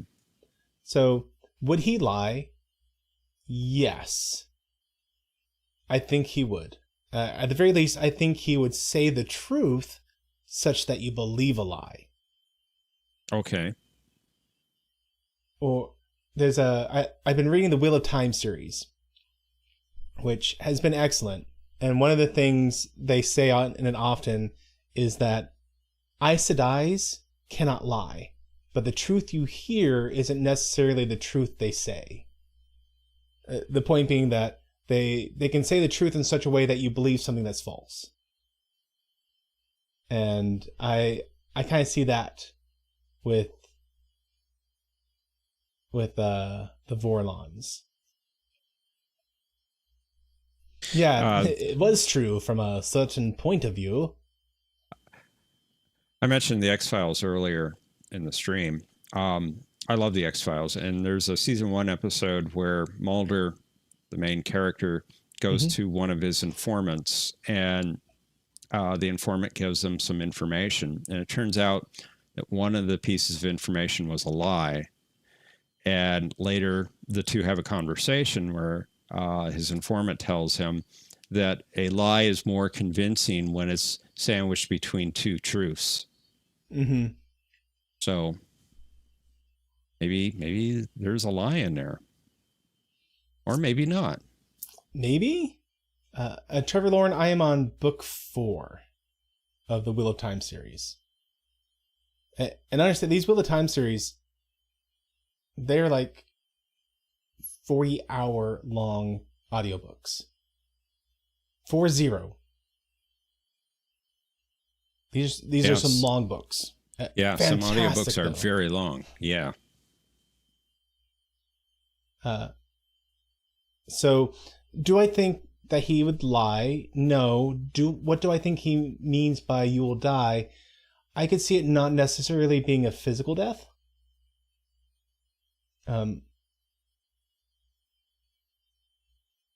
I could also see it being one of those things where he does die, but they manage to bring him back. I could also see it being something where, like, you die in the sense of you have to lose that which is most important to you. And when you lose something that's that important to you, it's as if a piece of you died along with that. So for instance, if Delin died, it'd be like as if he had died. I don't think that's what she's gonna happen for the record. I'm just saying, like, I could see it being that sort of thing. Okay, I see where you're going with that. Yeah. Yeah. Put your money where your mouth is. Best line of the season, says Omni. I could also see it being, I could see it being a lie that was necessary to keep him alive. Like, you know the old saying, a man often meets his destiny on the path he takes to avoid it? So I could see it being something where he knew that he'd need to tell Sheridan this, because if he didn't, then Sheridan would die when he went to Zahadum, because he would go at the wrong time. But by telling him this, he's able to prevent that destiny from happening. Now back to your question, how does he know it's going to happen? I got nothing for that. I mean, okay, we have seen time travel in the series so far. We have. So it could be that Sinclair has given him information about what was coming in an attempt to change it. It could just be that the Vorlons are so old and so intelligent that they're able to see the pattern of how things are going, such that they don't actually know what's going to happen, but they can state with a great deal of certainty what is most likely to happen. Kosh knows psychohistory. Omni's asking Sinclair? Yeah. Am I getting the name wrong? You got the name right. You got the name right. Okay. Jeffrey Sinclair. Yeah, the first commander of Babylon 5, who we saw in the first season was in the future getting Babylon 4 to where he was. Presumably because they needed a place to launch attacks from, and it seems like things had gotten so bad that their best option was to get Babylon 4 from the past to where they were at that point in time. Anyway, the point is, we have seen time travel, and I could see Sinclair feeding information back to Kosh to try and prevent it from happening. Interesting. Babylon 4, it went to the future. Sinclair stole it. Stole an entire space station. Kirk just stole a spaceship. Borrowed a spaceship. I mean, yeah, he did blow it up. But he had every intention of returning it. Probably. Eventually. He stole a spaceship.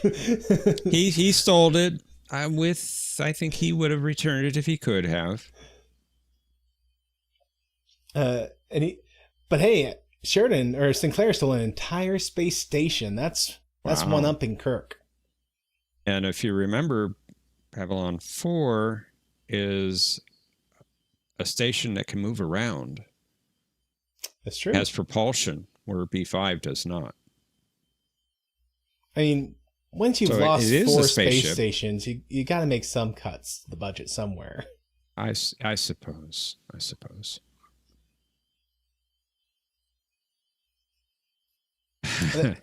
Positive says, I thought B4 was the pre-Data's name. Paramount? You did it again. Paramount, yeah, Paramount.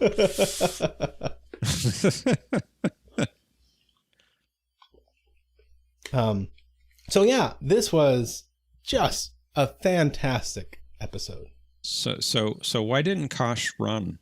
He kind of thought, you get the idea that he thought he knew it was coming. Because he told Sheridan he wouldn't be there for him when he goes to Zahadum. And he knew why. So why didn't he run? I guess he knew it was futile and decided to meet his fate with dignity rather than running. Or, and this is one of those things, like you can retcon things like this at any point that you want. So I could see, like, well, in any other series, I would say two seasons from now. In Babylon 5, I could see in 6 episodes from now, they reveal that that Kosh specifically didn't run because that protected Sheridan somehow. That if interesting. That if he had run, then the shadows would have gone after him. And to me, the most interesting thing about that was that the shadows didn't attack him sooner. The shadows were aware of Kosh. Like Morden had a run-in with him. I want to say in that scene in the corridor, there's kind of the implication of some extra shadows with Morden. It seems like wherever he goes, the shadow spiders are there. Yeah. So it's almost as Kosh's encounter suit was damaged, if you recall. Yeah. During that. That's right. That's right.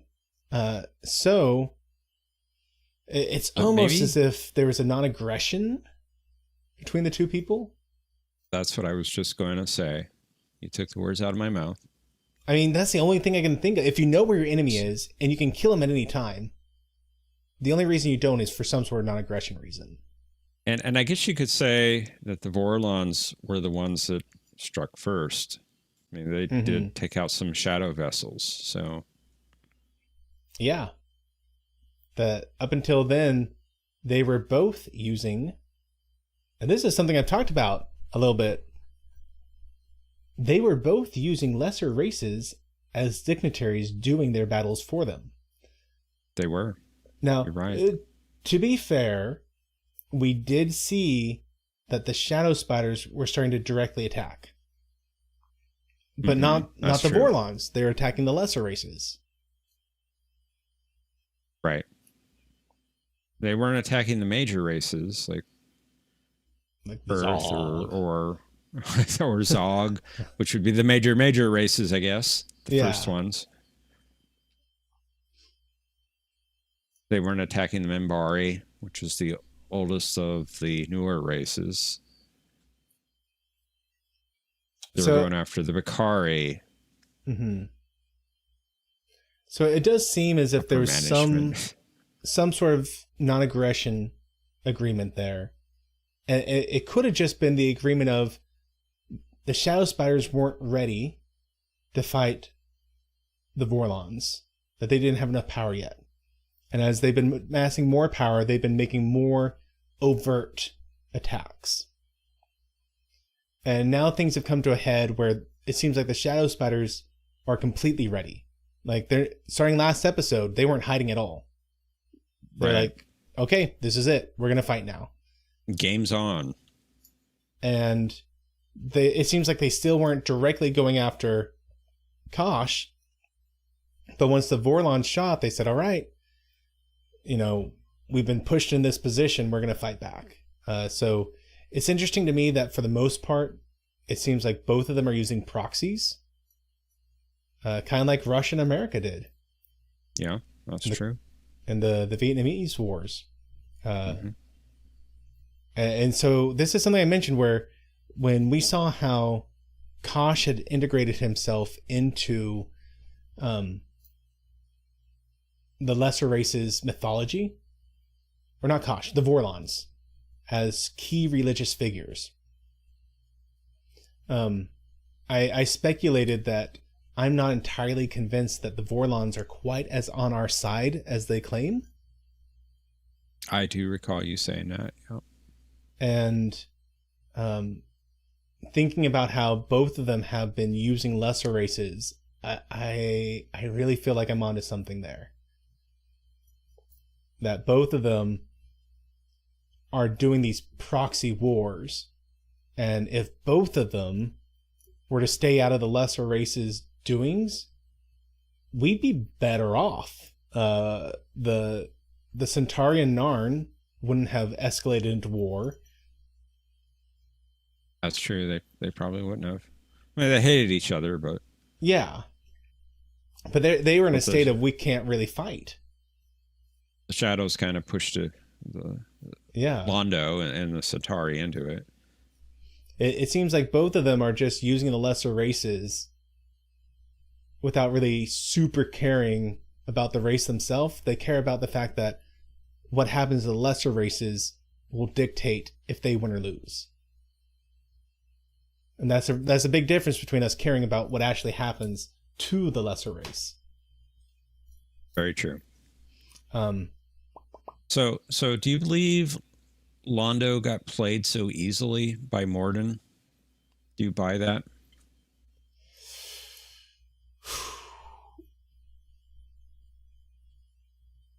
I think that might be the weakest part of this episode, because Londo's thoughts immediately went to Rifa. Yeah. And he didn't consider Morden at all in this. I mean, he talked to Morden, but it was more to get information out of Morden about Rifa and what he might have done. I understand his thought process in that when you're in an emotional state, you often don't see what's right in front of you. That's a good point. That's a good point. So we, as these third-party omniscient viewers, we can see everything laid out. And it's super obvious, like, hey, you just had this run-in with Morden, and immediately after that, your girlfriend dies? Oh, come on. Come on. But in reality, there's like a day between these two events. There's lots of things that happened. Thinking about poison made him immediately think about the threat he made to Rifa. I don't know. Yeah, Londo is in black jacket mode. Along the same lines, we always thought that Chief Rod Sterling was just the agent of the shadows, that he did their bidding. But we have a scene here where they're talking to him, and he changes their mind on how to approach the problem with Londo. I don't know if you caught that or not. Say that again? He tells them... So we always thought that Morden was just a agent of the shadows, that he did what they told him to do. But we have a scene here where he actually talks to the shadows and says, no, let's do it this way. And they do it that way. And because he knows the lesser races better. You know, he is one of the lesser racers. There are younger races from one of the younger races. So he knows how they think, and he knows how to manipulate people. So the shadows are actually listening to Morden in that case. He's not just a puppet, is what I'm getting at. He has some control. Advisor. Yeah. Yeah. So I found that interesting. And John's saying, to play devil's advocate, if Londo wants revenge on Rifa, can't he just activate the poison? Why does he need Morden? In the context of the sentence, it seemed like he wasn't just after Rifa. That he decided that he'd been playing too nice with many people. And it was time to kill off everyone on his list. Yeah, that's a good point. And so Rifa's at the top, but he wants more than Rifa. He wants lots of people. And was it a bluff, John? Was the poison a bluff? Maybe so. It could be. Another point that I noticed, the Vorlons seem to be using jump gate technology that the younger races are, where the shadows don't. They just kind of fade in and out of hyperspace. They kind of shimmer and go into hyperspace or come out of hyperspace. And that's what the shadows seem to do when you see them materialize in the room.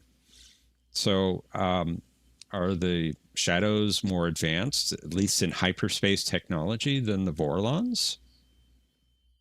It certainly seems that way. Yeah. Omni says, but they end up in hyperspace. That's kind of what I thought too, and that's how the shadows are able to move around the station without bumping into people. They go into hyperspace. Hmm. It's almost like they come from hyperspace. Right.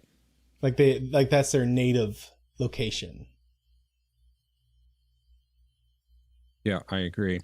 So we saw the insectoid type alien, Mm-hmm. and they're known as the Game, and they're named after Neil Gaiman, Oh, who actually does write an episode of Babylon 5 later in season 5. yeah, he's quite the prolific writer. Why naming it after him? What's the special relationship there? I think they are friends. Maybe Oh. they were. I know that Neil Gaiman has had some legal issues lately, questionable actions, that sort of thing. Oh, I won't go into it too much, but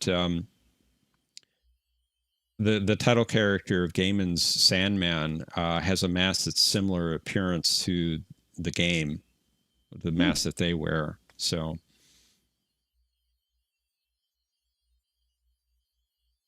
And we talked about the other doctor, Dr. Lillian Hobbs. Yes. She was named after a fan who was named Dr. Lillian Hobbs, who won a bidding at a charity auction at the Wolf 359 convention in Manchester in 1995. Wolf 359. Wolf 359 convention in Manchester. A Star Trek convention. Apparently. Huh. I just think it's a little funny that at a Star Trek convention, you win a prize for being on a Babylon 5. If you go to Wolf 359, you will die. That's very good, Omni. I like that.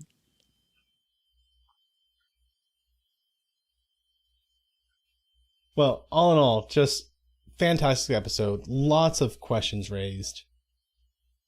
We're on a run of episodes here, pretty much just solid stuff coming up. Really good stuff.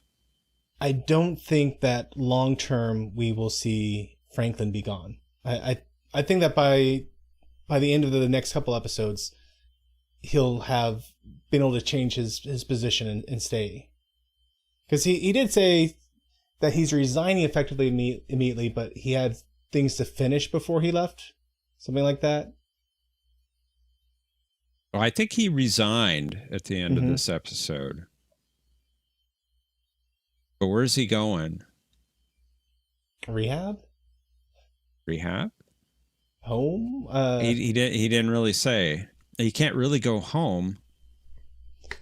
He's going to go to a French vineyard, get his mindset right. Time will see tell. His brother. Joel says the prediction for the next episode is going to be 100% accurate. Oh yeah, I'm due one. Well, you are. You've had a few, or they were pretty much off the mark, but. So I mean, honestly, I could see him just bumming around the station some. I could also see him, going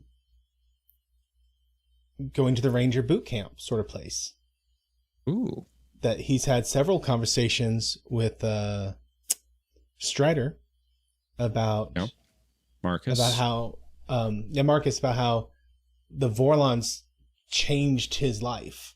And they talked about that symbol on the pin that the Rangers wear, the importance of it, the significance.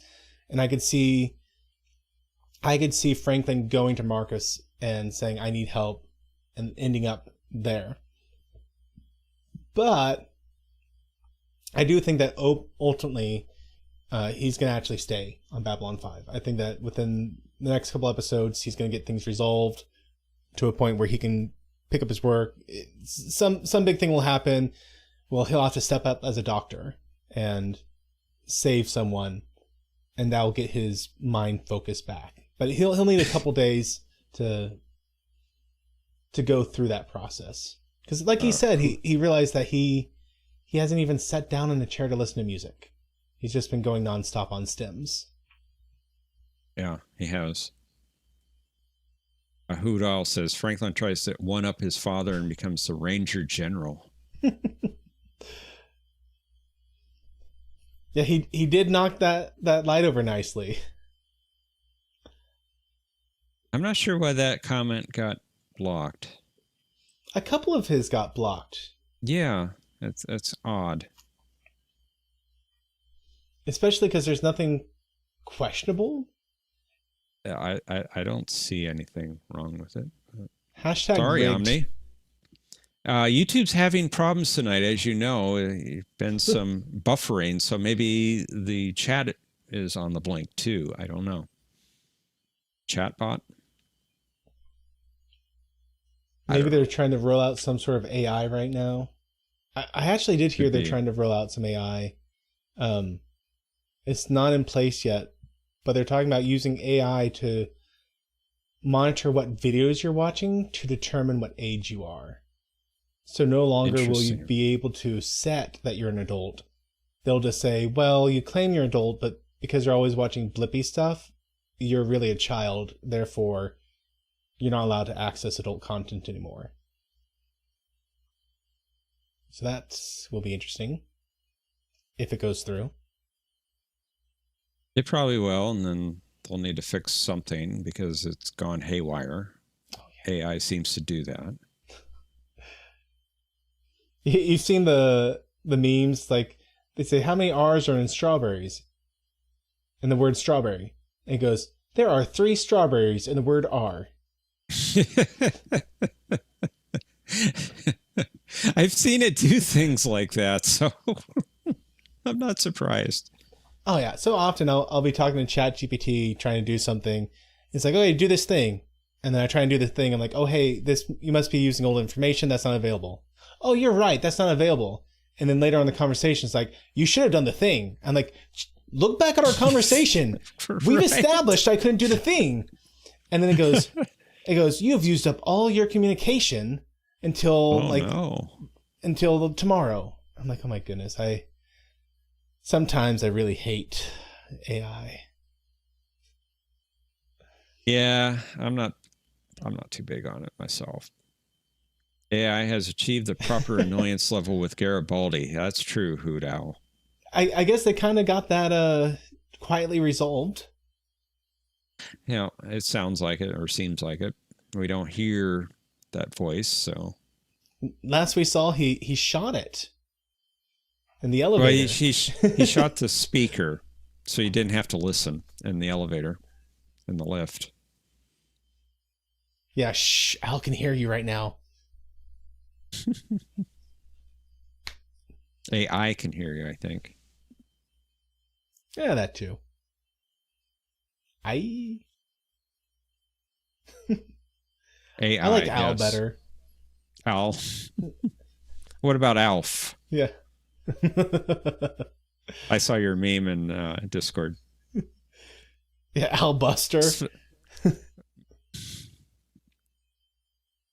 No, I'm thinking Al Bundy. Al Bundy. Sometimes I feel like AI is just Al Bundy typing whatever it thinks, you know. That's funny. I'm not a big Married with Children's fan, but that was funny. It's just the level of intelligence. It's so. Someone mentioned earlier, it's like a hyper intelligent 3-year-old, and that's pretty accurate. Yeah, it was Texas. Texas mentioned that. Well, hey, let me give some predictions for next week. Okay.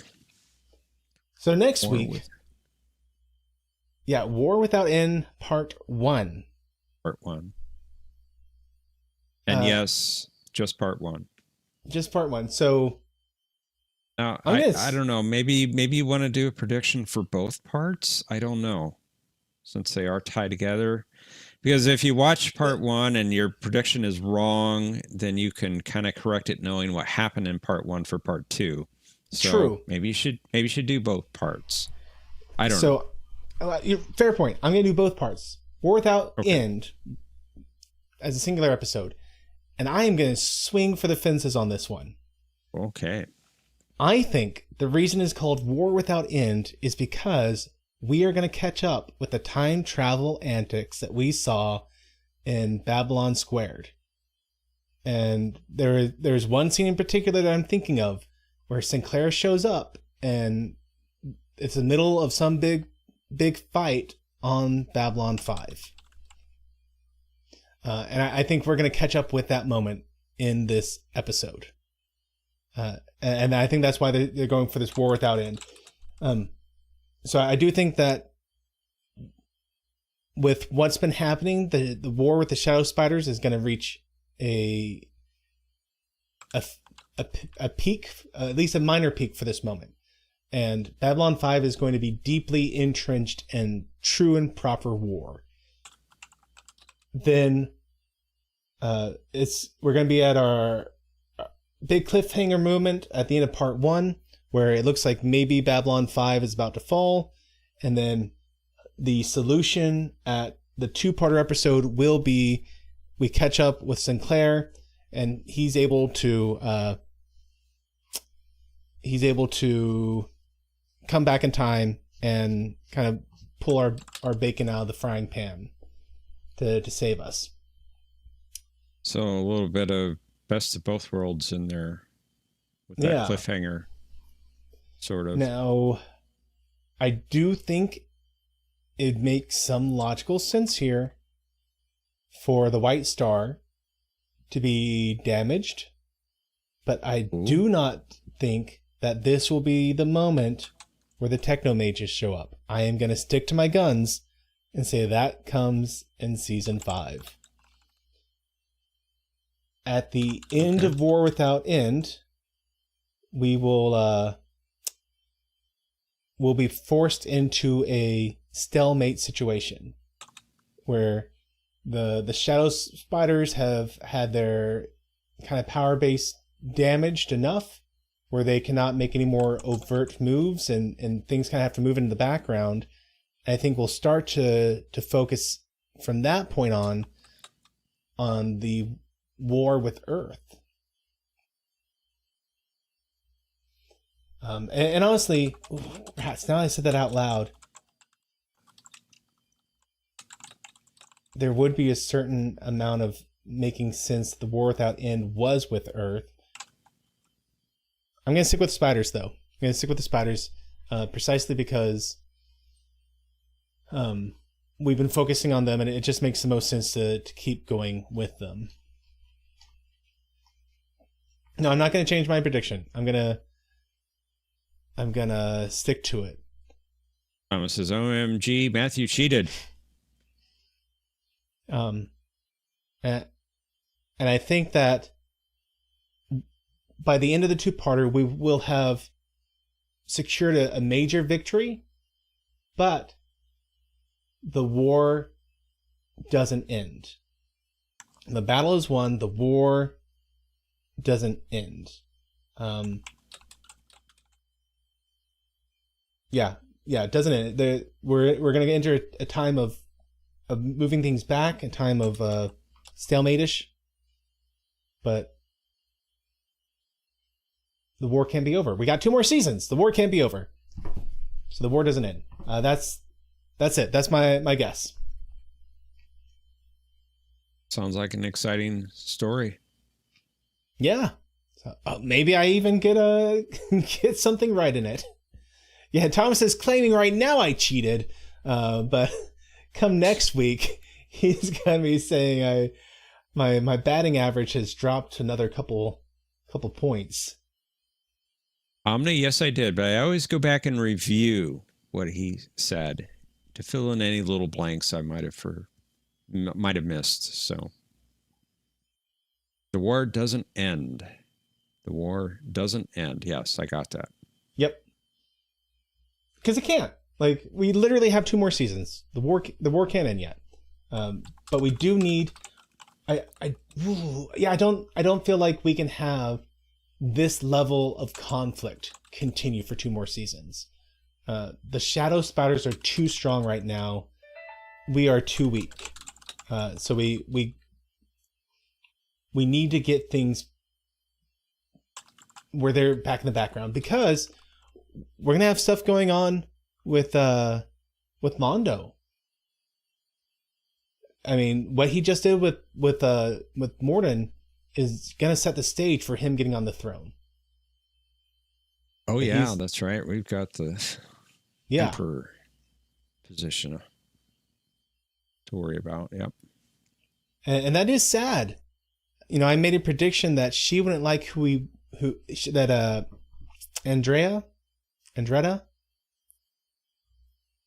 Adriel, the girlfriend, Londo's girlfriend. Adira. I made the prediction that I thought that she wouldn't like who he'd become, and this might be an awakening for him. And it was the exact opposite. Her attempt at coming pushed him even further into the darkness. So it certainly did.